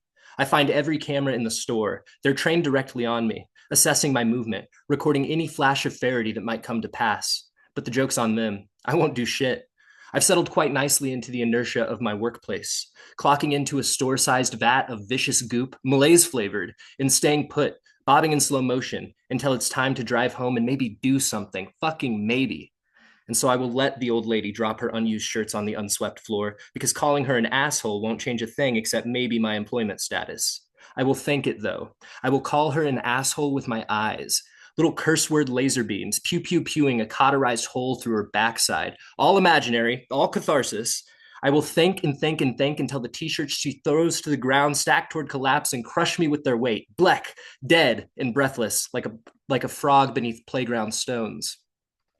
A cough, a raspy scraping heave of mucus. The old lady is at the cash wrap, proudly gripping a t-shirt with a bottle of barbecue sauce plastered across the front. Just this, she says, and it sounds like marbles rattling. I look behind her at the mess of the t-shirt rack, a humble mountain of cloth. Wrinkled fabric, colors mismatched. It won't take me long to clean up after her, maybe 30 minutes. I crunch the numbers. That's $7.50 just to fold some shirts. One whole Taco Bell combo box. I think maybe this will all be worth it. This, the blue-collar work of a billionaire's worst nightmare, the blood, sweat, and tears of a pretzeled and pimped fool. Yeah, something like that. The lady pays me $52.31 for the t-shirt. I smile like I'm holding back a laugh because I know that 14% of it belongs to me. I know that I'm just bobbing around, whatevering my way through a day, week, month, year of the same thing. A sales floor full of t-shirt assassins, rakes for faces, and me drifting along slowly enough that I never step on a single one. Thank you. And then the last thing I will read is super, super short. It was my first published piece ever, and it appeared in one of my favorite lit mags ever, Has Had. And this happened in April. It was a wonderful, wonderful surprise. So this is called The Sixth Floor Museum. Outside the Sixth Floor Museum, there's a man selling DVDs wrapped in newspaper. He's wearing a shirt that says Truth or Bust, and this seems to speak to my grandpa Daryl, who is a big fan of the truth. My grandma Kate doesn't mind the truth, but she's an even bigger fan of air conditioning. She wants to go into the museum and stand where Lee Harvey Oswald stood when he killed JFK. She doesn't want to talk to this man about his DVDs. Grandpa Daryl does. Grandpa Daryl says that museums are government-funded shit factories anyway. He says, "You all go on without me. I'd like to hear what this gentleman has to say." My grandma Kate says, "Suit yourself," and she takes my hand in hers. She leads me to the door of the sixth floor museum and pays for our tickets. We visit rooms with old cameras and rooms with well-dressed mannequins, and there are plaques mounted on every wall. Grandma Kate reads them carefully, word for word, but I don't read a single sentence. I think about the man selling DVDs, and I think about my grandpa Daryl. I wonder what they're talking about, if my grandpa is any closer to finding the truth. "Isn't this fun?" I ask my grandma as we reach the corner window where boxes are stacked identically to the crime scene photos. This is the spot. This is where Lee Harvey Oswald took his shot. I look out the window and I see Grandpa Daryl talking to the DVD man. He looks excited. He's waving his hands around and grinning wide as the DVD man points accusingly at the museum. When I turn to face my Grandma Kate, she's smiling, but it doesn't seem real. It seems forced, like if she stops, a bullet might pierce her skull. "Don't worry, Grandma," I say. "I'm having lots of fun.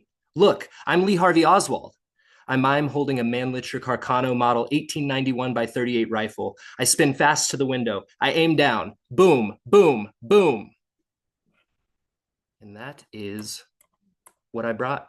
So thank you guys. All right, thank you, Zam. That ruled. And next up we have Kelly Erin Gray. Kelly, you ready? Yes, thank you. Yeah, hi everyone. I'm Kelly. I'm a little bit sick today, so if I seem really out of it, that's why. And if this is your first impression of me, it's not my best foot forward. So we'll start with that one. I'll read two stories today. The first is from Maudlin House back in February, and it is called A Lonely Warmth. So, I buy 2 different Labradorite rings from a woman who tells me she only reads books that are beautiful and full of grace. She'll read just a few pages every night, and it's a sort of meditative practice in that way. The language needs to be beautiful, but she says they don't even really need a point. They don't need a point or plot, only beauty and grace. She especially doesn't like violence in books. When I tell her I do like violence, we're both surprised, but I think I mean it. When I taught for the first time, every single book I chose was about death. I didn't know that about myself until students pointed it out, and it made me feel exposed, like I was stripped bare before them. All the best books are about death and dying, though, and I do mean that. She says something to me about how reading violent books before bed isn't good for your sleep, and I tell her she's probably right. The dreams I do remember are always bad, and the rest fade like wallpaper. Last night, I dreamt I was driving, and mine was the only car on the road for miles and miles. I keep looking but never see another car, and I don't know where I'm going, but I wake up before I can ever find out. She tells me she's reading a new book right now that her daughter told her to check out, and it's one I've read before. It's all sex, she says, and it makes me wonder if she'll stop reading after a few pages, or if she lets the characters finish first. I try to tell her that it's a good book, but she says it's not really her thing. Still, she asks for my favorite author. I hesitate but tell the truth, and she writes it down like she's really going to check it out.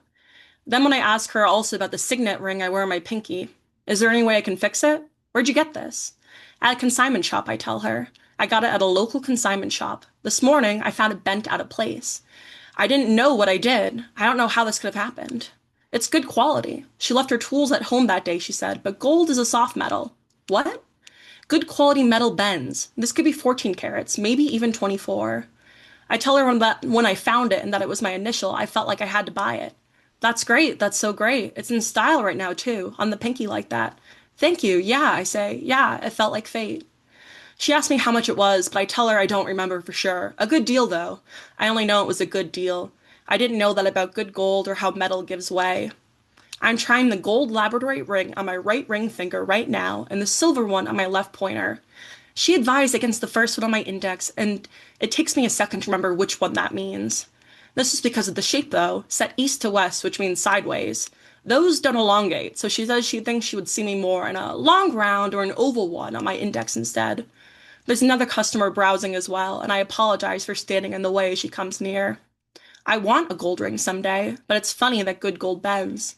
At first, I think it's a bad joke, but then I wonder if it's actually a good metaphor. I don't think you should have to change yourself for love, but know that love changes us anyway. I didn't know how or when my little initial ring bent, but it's unrecognizable. I bent it back the best I could, and I'm wearing it still. But when I take it off, all I can see are the angles that break up the curve. With pointer and thumb, I try to shape it back to the way it used to be. It's not the same, but I don't think people can tell when I'm wearing it. I just have to know it myself. The gold labradorite I'm trying on now is not good gold, or rather, it's just not as good, and I think it might almost be better that way. The woman tells me not to let her forget to give me the properties for the labradorite, and then runs off for a minute. We've talked like this before, too. I talk to her every time I come to the nice mall.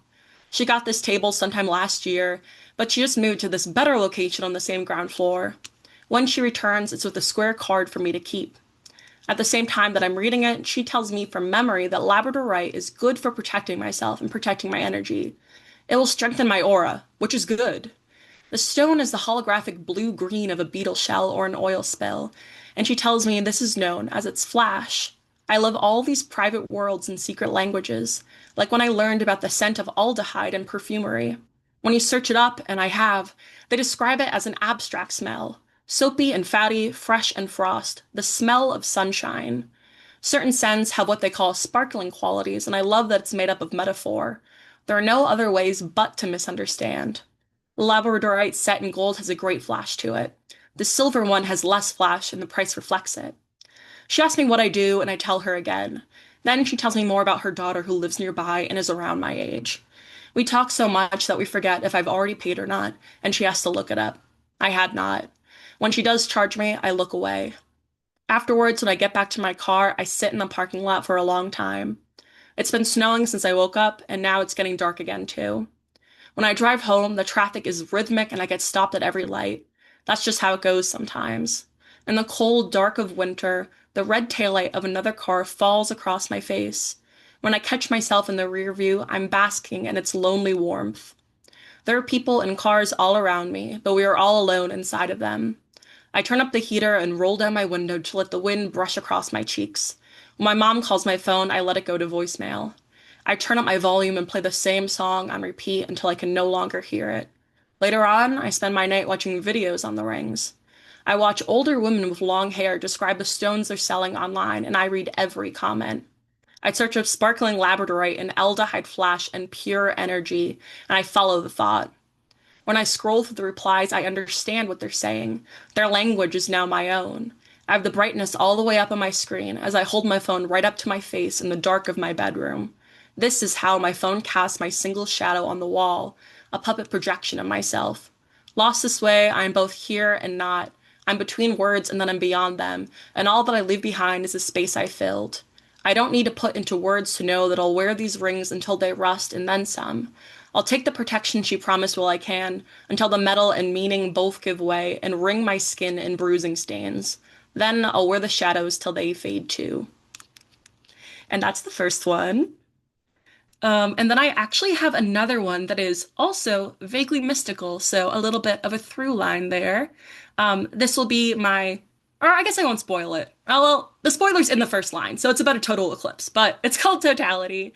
And I think it's worth noting that it is exactly 999 words, and the title makes it 1,000, so total. But this would be the last total eclipse of his lifetime. He had told this to his uninterested coworkers in the lunch break room, to impatient grocery store cashiers and baggers alike, and to the masked dental hygienist who had touched his open mouth so gently. He told everyone he met in the days leading up to it, and they would all always nod politely back. Some even made sounds of agreement, as if this would be their last too. After all, this was only the second time they could remember in all the years that they had lived there that the path and space traced over their town. This is what they thought he meant, and he didn't correct them. What Erin didn't say is that he had been chasing shadows all his life. He saw his first eclipse as a child in the back seat of his dad's old pickup as they carved up through the valley in '69. His dad drove him and the little neighborhood girl they brought along with them. When the moon fit over the sun, they got to look straight on at the solar flares, stretching like some cosmic aura around the hole in the sky. Though they had waited for this moment for an hour, watching as the sun twisted away from them like an orange peel, Samantha wasn't ready when it came. She grabbed Erin's hand back there in the back seat, and he pretended to be tougher than he really was for both of their sakes. And then, a decade later, he saw it as a timid boy of some 17 years old, driving the same beaten-down truck with his two friends in the back seat. They were racing to see Totality then, and Samantha and Mark were touching knees as they passed eclipse glasses back and forth. Erin caught that one mostly in glimpses through the reactions on their faces in the rearview mirror, until the day turned to dusk and he could lift his gaze too. He'd remember to buy 3 pairs next time, so none of them would have to be alone. When he got older, he went farther, meeting up with strangers he'd grow to recognize only by the bottom halves of their faces. In '86, they drove across the country to where the road hit the Pacific, and the blinking sun hung suspended over the open water, Mark and Samantha with him again.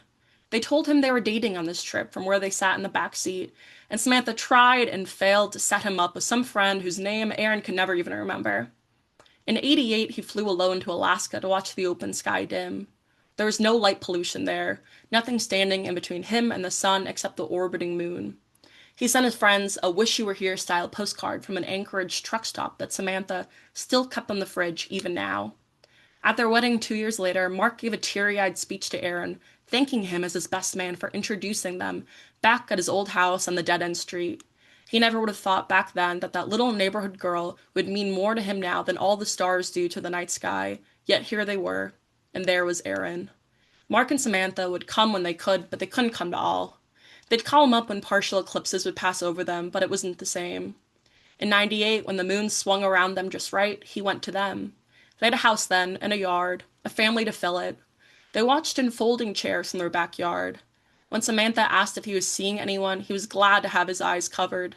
What did he have then, and what did he have now? Shadows falling across his memory. Mark died early this year.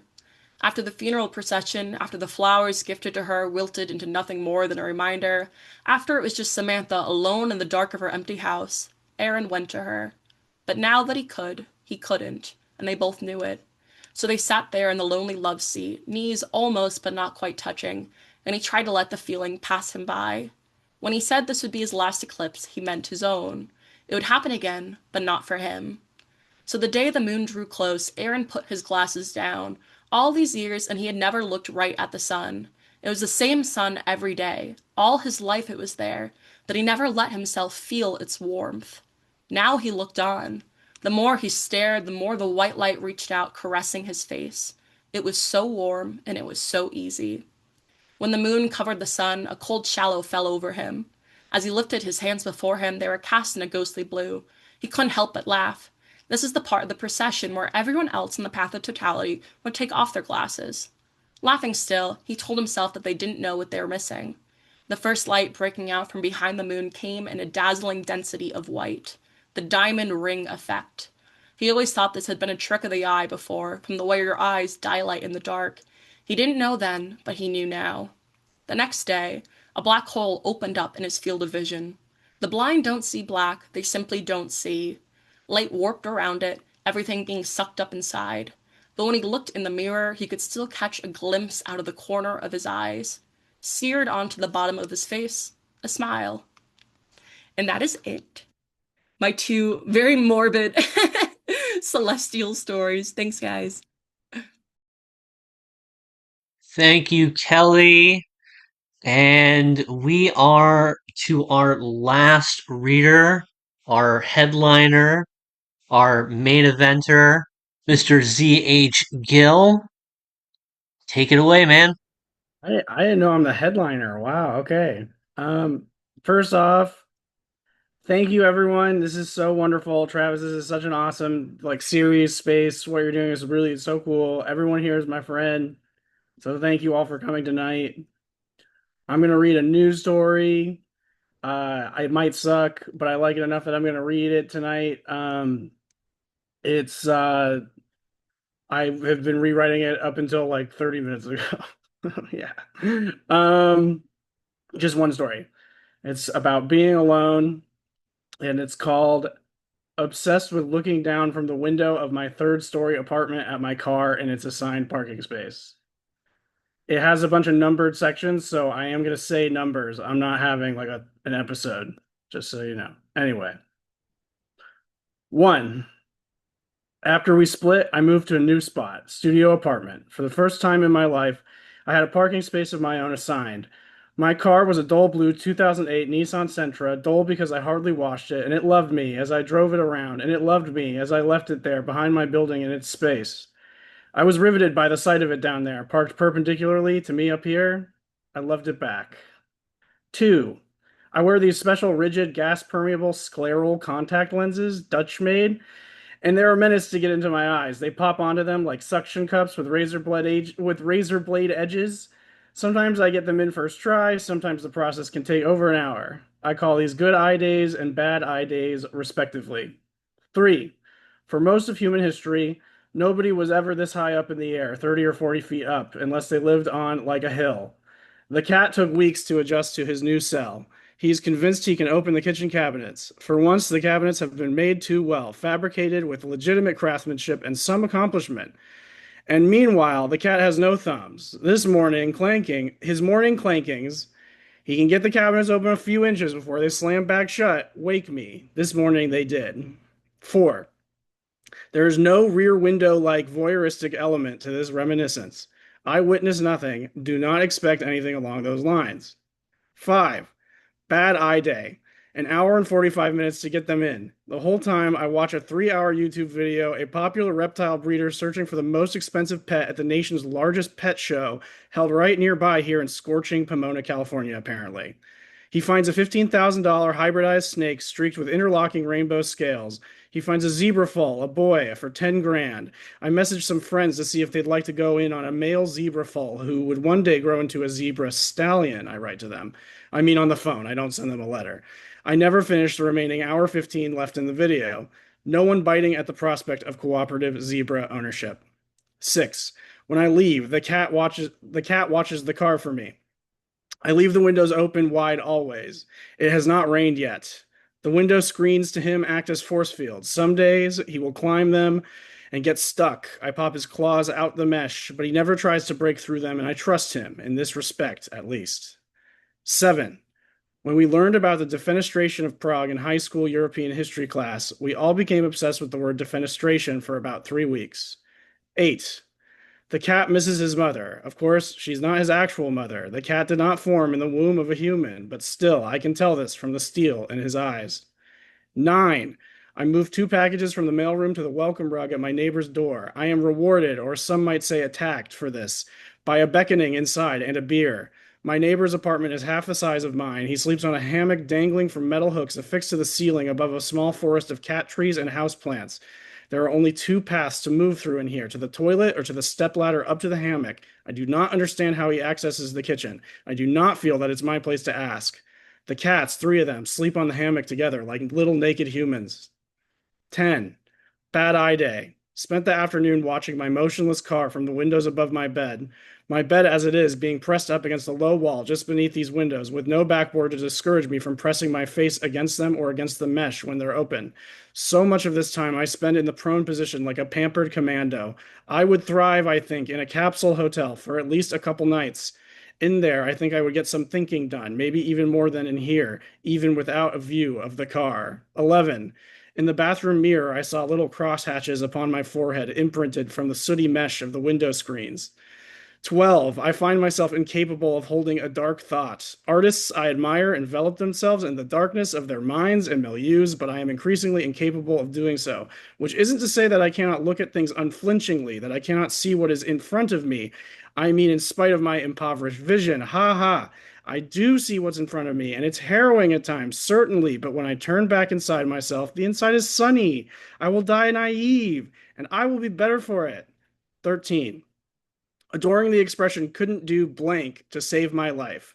Couldn't dance the merengue to save my life. Couldn't cook a bouillabaisse to save my life. And so on. But as I write emails, I am reminded of how good I am at writing them, at debasing myself through cold digital formality. I do believe that I could write an email to save my life, were I ever called to do so. 14.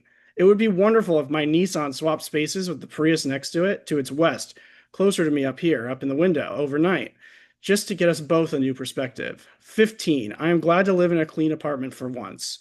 Cleanliness is not necessarily close to godliness, no, and though I believe in him, i.e. God, only half the time at best, I am certain that he, i.e. God, is in this place and that he's pretty pleased with it. 16. Carr and I hang out in my dream one night. We drink chamomile tea atop the emerald western peak of Elysian Park on one of those dead-end roads. Literally, I pour a second cup into Carr's vent tube, but Carr just asks after the cat. Carr only sees the cat a few times a year, on the way to the vet or to the airport. I've taken the cat up with me to my mom's in Oregon a number of times. I had no idea you were so fond of him, I said to Carr. Isn't everybody? Carr replied, and Carr says, too, that he can't see the cat in the window either on account of Carr not being able to turn without me driving. 17. 2 children live in the unit across from mine. They are mostly quiet. They will not look me in the eye when we pass in the hallway. I've never found myself in the elevator with them, not so far. They always leave it as I arrive or head in as I exit. They are always together, one a few years older than the other. I have yet to see any evidence suggesting the existence of a parent or guardian. Perhaps they've been emancipated, which isn't so uncommon here in glamorous Hollywood, California, or they are kitty ghosts. 18.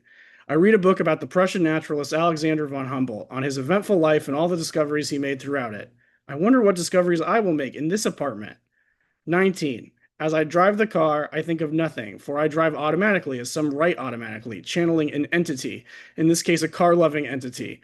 But there, in its space below, all I think of is the car, plus the vibrancy of the backdrop beyond it, the hills above Virgil Village, teeming yet unassuming still, and the palm trees in the distance marking the boundary of Dodger Stadium's parking lot.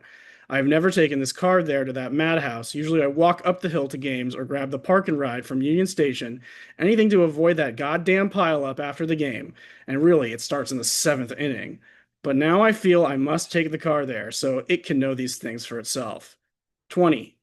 Though I have little money to spend these days, I opt for the nicest, priciest oil at the drive-up oil changing emporium. 21. My friend Kat sat the cat while I visited another friend in Chicago. but she could not watch my car through the window as I left it in the hyper value lot at, or really near, LAX. Over and over, I apologized to my friend for this, in person and over text from Chicago, and then in person again, but she did not understand. 22. Occasionally, I think of emailing my 11th grade English teacher, but I never do. Here's what I'd say to him. Sup, Mr. Blank. Do you still play Camper Van Beethoven during essay tests? It took me about a dozen years to dissociate Camper Van Beethoven, whose music I find quite warm and pleasant now, from the rigor of your class. And clearly, I have not fully done so, I'm realizing as I write this now. Also, do you still show the 11th graders Dogville? He showed it to the 11th graders every year around March or April. We had to get permission slips signed. Do you think I would make a good father? If you ever need a babysitter, I'd babysit for you. His son was probably 10 or 12 now. His son's name was Johns with an S, which he said was a family name, remembering kids asking him every day, how's Johns, with music in their question. 23. Good eye day, the first in some time. I email emails and twirl the cat's leather string toy before the cat and fantasize about spraying my car with a hose. One of those hoses with one of those 8-pattern nozzles, but I have never owned any hose. 24. My favorite chair in the apartment, actually the only chair right now, unless one considers a couch a chair. I stole from an antique store a few blocks from here. I didn't mean to steal it. Thought they were throwing it away. Turns out they were displaying it on the sidewalk as an attractive totem to lure possible patrons into the store. Then the store went out of business.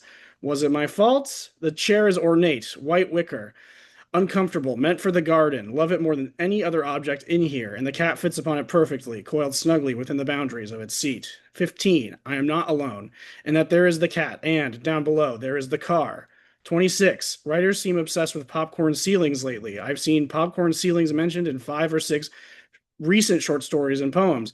These writers do not like their popcorn ceilings, or at least what they signify, which seems to be to them urban malaise or suburban malaise or American decay or at least stagnancy, but I like a popcorn ceiling personally. It makes me think of the surface of the moon, which is nice before I slip into sleep. But I don't have one here. For the first time in my adult life, the ceiling's smooth as the cheap vinyl floor, both being baby bottom smooth. 27. Bad eye day, piss poor air quality outside, which does seem to affect my eye's willingness to take on the contacts. Could barely make out my car down below in the lot. Actually, that's an exaggeration. I could see it fine, and the whole rest of the lot, the little else beyond it. I'm not totally blind, even without my overly engineered contacts, but that's the bad eye day mindset one slips into on a bad eye day. 28. Bought new used tires at a business called Godzilla Tires. There's the Yelp link to the business after that. All the men working there were perfectly nice, but I took a walk around to kill time while they swapped out the blunted tires for less blunted tires. I felt fear for my car, for its lonesomeness, but I will return there again for more tires when the need arises. 29. Some days the world smells fried, and the ceiling fan spins so fast, blurry halo. 30. Someone's moved in and taken the previously unclaimed space 2 over from mine to its east, so away from my window. It's another Nissan Sentra, black, a few years newer. A friend? 31. Would make sense for there to be an accounting of an important phone call here, but it hasn't happened yet, and I don't think it will. 32. Here I wish to include an imagined/fake version of that call, and again, reiterating here, it hasn't happened for real, but the process of imagining one and writing it up made me unfathomably upset, so I erased it. Deleted it, I mean. 33. I leave the television on for the cat when I leave. He likes baseball, I think, and tennis, and Jeopardy, and news radio, and Northern Exposure. And try as he might, he cannot talk to the car, and besides, I am taking the car. And besides, he cannot even talk to me. And so, the TV it is. He likes it. 34. There is love between us still, but we are so far away from each other. I mean physically, but also not. This is like fucked up how it's, so I'm trying to read it like it's written. Sorry. It is like a dying signal, or there is a tug at the wire, and you can hear the tug more than the call. And how is your mom? Are you talking to her more than you're talking to me? I don't think about the future. And lately, I think that's because there is not a future, like in an epistemological sense. I mean, like I have stuff populated on a calendar on my phone, but I think this is it, don't you? 35. I total the car in a dream. Awake, I refuse to drive it for a week. Luckily, I work from home. The end.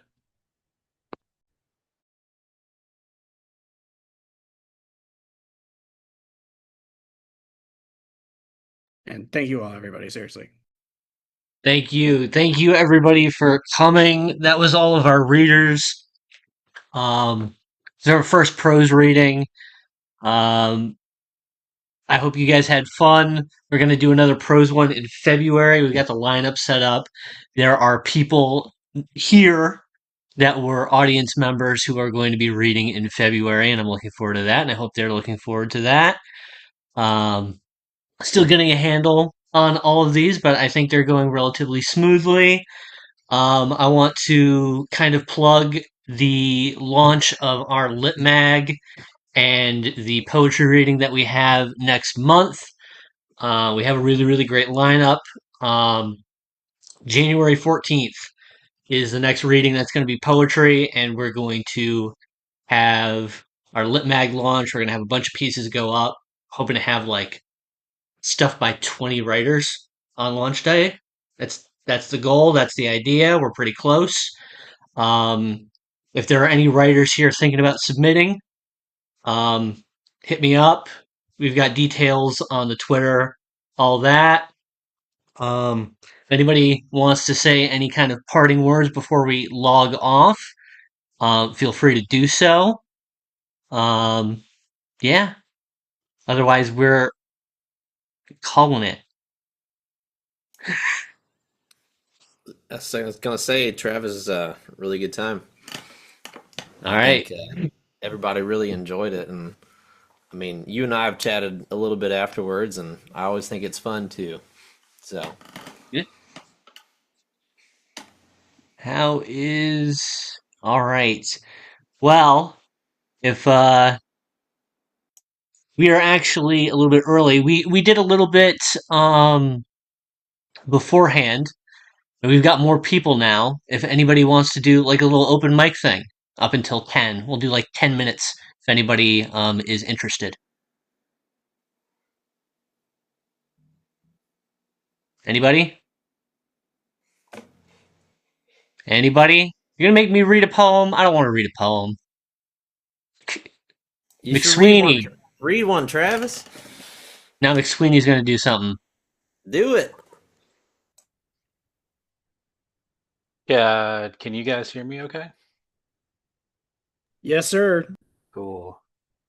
Let me just bring it up real quick.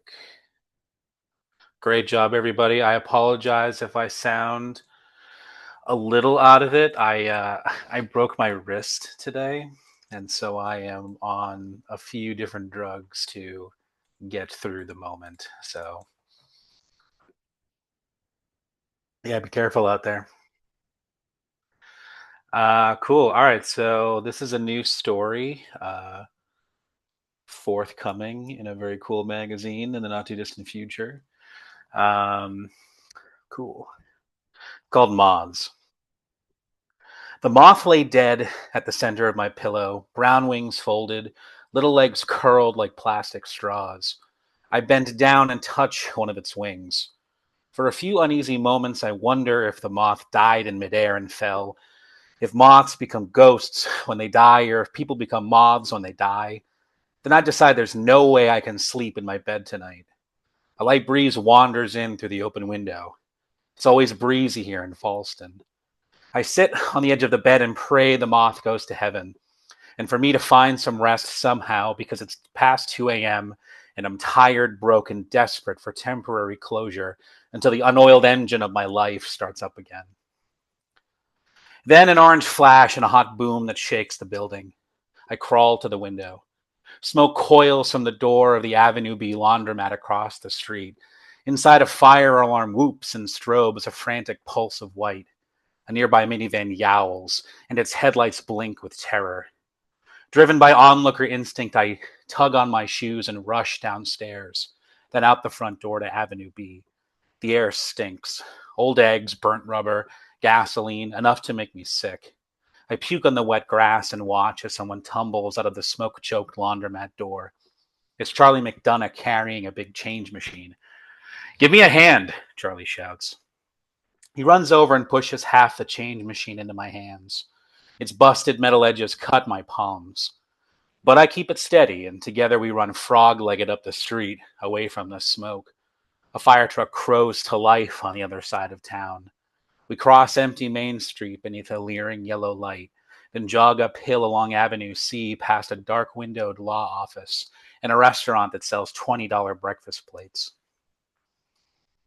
Charlie and I graduated from high school together. Sometimes I see him at the Ice House or in the drive-thrus on Friday nights while we each chase fast food delivery tips around the valley. He scares me. Last month we played a deer hunting video game at the Ice House, and Charlie got so mad after losing he smashed the plastic rifle against the side of the game machine. He kept hitting the machine even after the gun fell to pieces, until old Jake kicked him out. And after a few minutes I went outside and found Charlie picking cigarette butts out of the cracks in the sidewalk. Then he reared back and yelled, "Motherfucker," over and over, until someone living above the Ice House opened their window and threatened to call the cops. Charlie yelled, "Motherfucker," again, and the guy threw a liquor bottle at him. But he missed, and the bottle clattered unbroken into the road. Charlie stopped long enough for the guy to slam his window shut, and then I watched Charlie smoke a few centimeters of paper and rotten tobacco. I was scared about what might happen, but I decided to stay and be Charlie's friend, because people without friends die alone, and dying alone is the worst thing there is. And because even people like Charlie who chase others away with their ugly loneliness don't deserve to die alone.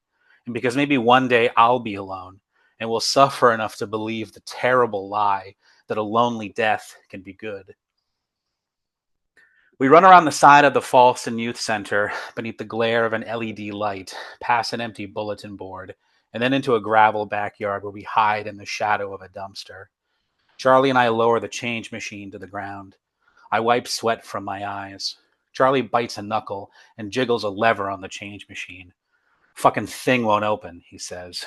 "We can't stay here," I tell him. "No shit, dumbass," says Charlie. We squat and listen as police sirens cry and multiply. Fire truck horns, too, crowding the air, coming closer with each passing second. I wonder if the fire has spread, if the whole neighborhood is gone, if I'll ever see my little room again. I've never been an accomplice, and I don't know the first thing about being a criminal, but I do know that the most important thing is to escape. "I have an idea," I tell Charlie. "What?" he asks. "A good place to hide," I tell him. I climb over a fence behind the dumpster, and together Charlie and I ease the change machine over it. We cross several yards in the direction of the canal. The Sea River passes through Falston, and 100 years ago people built a paper mill that now sits dead on a strip of land between the river and the canal. The canal flows like a pebbly dream through reeds and bird nests until a mile down it pushes the turbines of a power station. If we can climb down into the water, then we'll just float until the cops give up. We twist through unlit streets until the final quarter-mile sprint to a rusty bridge beside the mill, which meets the road down from the piney mountain separating Falston and the highway north to Vermont. A dull lantern casts a long orange oval across the bridge. Tires squeal behind us, and I learn a new kind of fear, one with walls and chains, and Charlie and I streak across the bridge. The crash and shared panic of our steps echo on the water. Blue lights flare over the top of the mountain. "Oh, we're fucked," says Charlie. A low stone wall faces the river just out of view of the road, one we can hide behind until the cops go by. Charlie sees it too, and we break into a sprint. The change machine rattles between us. We reach the wall and jump over and fall through a hurricane dark, a 30 feet spin, long enough to scream and draw a breath as Charlie thrashes and wails beside me until a spasm of red and nothingness. Then I feel cold, the cold of nearby water. Then pain everywhere. Legs. I can feel my legs. I push myself upright, left arm numb, right arm hot and hollow, head throbbing, heart shaking. For a few moments, I can't remember Charlie's name. Then I say, "Charlie, Charlie." He's face down in the water, body bent like a worn-out paperclip, change machine smashed apart beside him. Against all the pain, I drag Charlie back to the shore and roll him onto his back. His breath is slow and thick, and blood trickles from his ears. I rest a hand on his shoulder and squeeze. "Charlie," I tell him. Police lights smear the side of the mill above us, and voices echo down the long drop. We're hidden in the darkness, but out on the river there's moonlight, a silver shutter beautiful and lonely across the faces of 100 coins in the low and rocky water. I want to move and take one. But then the cops will see us, and then that's it. Arrest, jail, the end. If I stay, Charlie will die. But he won't die alone. God help me, he won't die alone. Thanks. Thank you, Michael. I lied. I am going to read one thing, and then I guess we'll call it just one thing. I've sent this to Macy and ZH. They've both read it. This is probably the most appropriate thing that I've written for something kind of prose. I guess it's a hybrid. It's called Two Worlds. It is a annotated haiku or a nested prose poem, I guess. And it is probably one of the sweeter things that I've written. Most of my stuff is just misery slop, and this isn't really misery slop, so. Okay. Your chestnut tufts of hair, they are swaying braids of oxygen. I breathe. Footnote 1. Chestnut. Something reminds me of large winter holiday gatherings I've never had. It's not that I don't have extended family, but it's almost all on my father's side, and that's one nut I'm in no hurry to crack. I've been living in Texas too long. It's big enough to be an excuse to go nowhere else. I miss snow. I watch Cannon often simply because it captures a sort of magical winter so well, and maybe because cyclical suffering carries with it a certain romanticism. I dismiss heat as obligation. I'd like to choose warmth in contrast to the cold.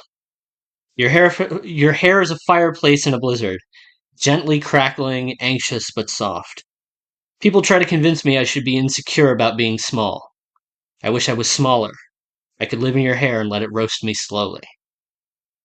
Footnote 2. Swaying. When I said there were no mixed messages, I lied. I'm trying to lie less, but I didn't want to blame you because it's not your fault. I have put you in a terrible position. Suppose you love me in the way I loved you, just for the sake of argument. I am 3 inches shorter than your last partner. Suppose I fuck everything up, as I often do. Mathematically speaking, you would have to date someone at least 3 inches shorter than me. I think it would be Marco Stunt. He's pretty cute, he can sing, he can do flips for you. But he sells cars now, and I've never met a car salesman who didn't take that out on someone. So he would fuck it up, and then you'd have to become Danny DeVito's secret lover. There's nothing wrong with loving Danny DeVito. Hell, I love Danny DeVito. When I chose to love you, I watched the video for when the going gets tough, the tough get going by Billy Ocean at least 24 times, and Danny DeVito pretended to play a saxophone as big as his body. And I thought about an LED subway station ad for pickyourbaby.com, and I realized I've never minded a good short joke, but that I'm not okay with eugenicists taking this away from me. Physiognomy culture, eugenics might have me, you, and Danny DeVito bred out of the gene pool. They'd be fools, I tell you. What I'm trying to say is I don't like the secret part. Love is never something to hide away. If Danny DeVito takes you as his mistress, I hope you grab him by the scruff of the neck, bust his balls, and force him to go public. One day soon, I hope you will love loudly and surely again. I worry about all of these things. Don't let anyone tell you I'm not crazy about you or anything. Footnote 3. Breathe. You are neither drug nor spotlight, and to love you could never be torture. You are like oxygen, but not all of the oxygen. Air was breathable before I knew you, but it was thin, and I much prefer living knowing you're in the air, filling my lungs with the existence of you. When you chose to care about me, you gave me a world. If you ever choose to love me, you will simply give me another. I'm simply Galacticus, devourer of worlds. I simply think a Swiftie not dating some idiot named Travis has a lot of wasted comedic potential. It would be my favorite joke. I'd meander on the delivery just like this. Apologies to my fans, but there's no punchline this time. And that's it. All right. Thank you again, everybody, for coming. This was fun. Thanks for letting me, I don't know, insert myself into that. again, we've got another reading next month. We've got the Lit Mag next month. We've got another prose reading in February. Spoiler alert: Michael McSweeney and Wade Harris are going to be on that one, and it should be a pretty good time. And thanks again to everybody. I'm going to get a very late dinner, and yeah, thank you for taking your evening, giving your evening to our stories. And I'll talk to you and hopefully see you guys again later. All right.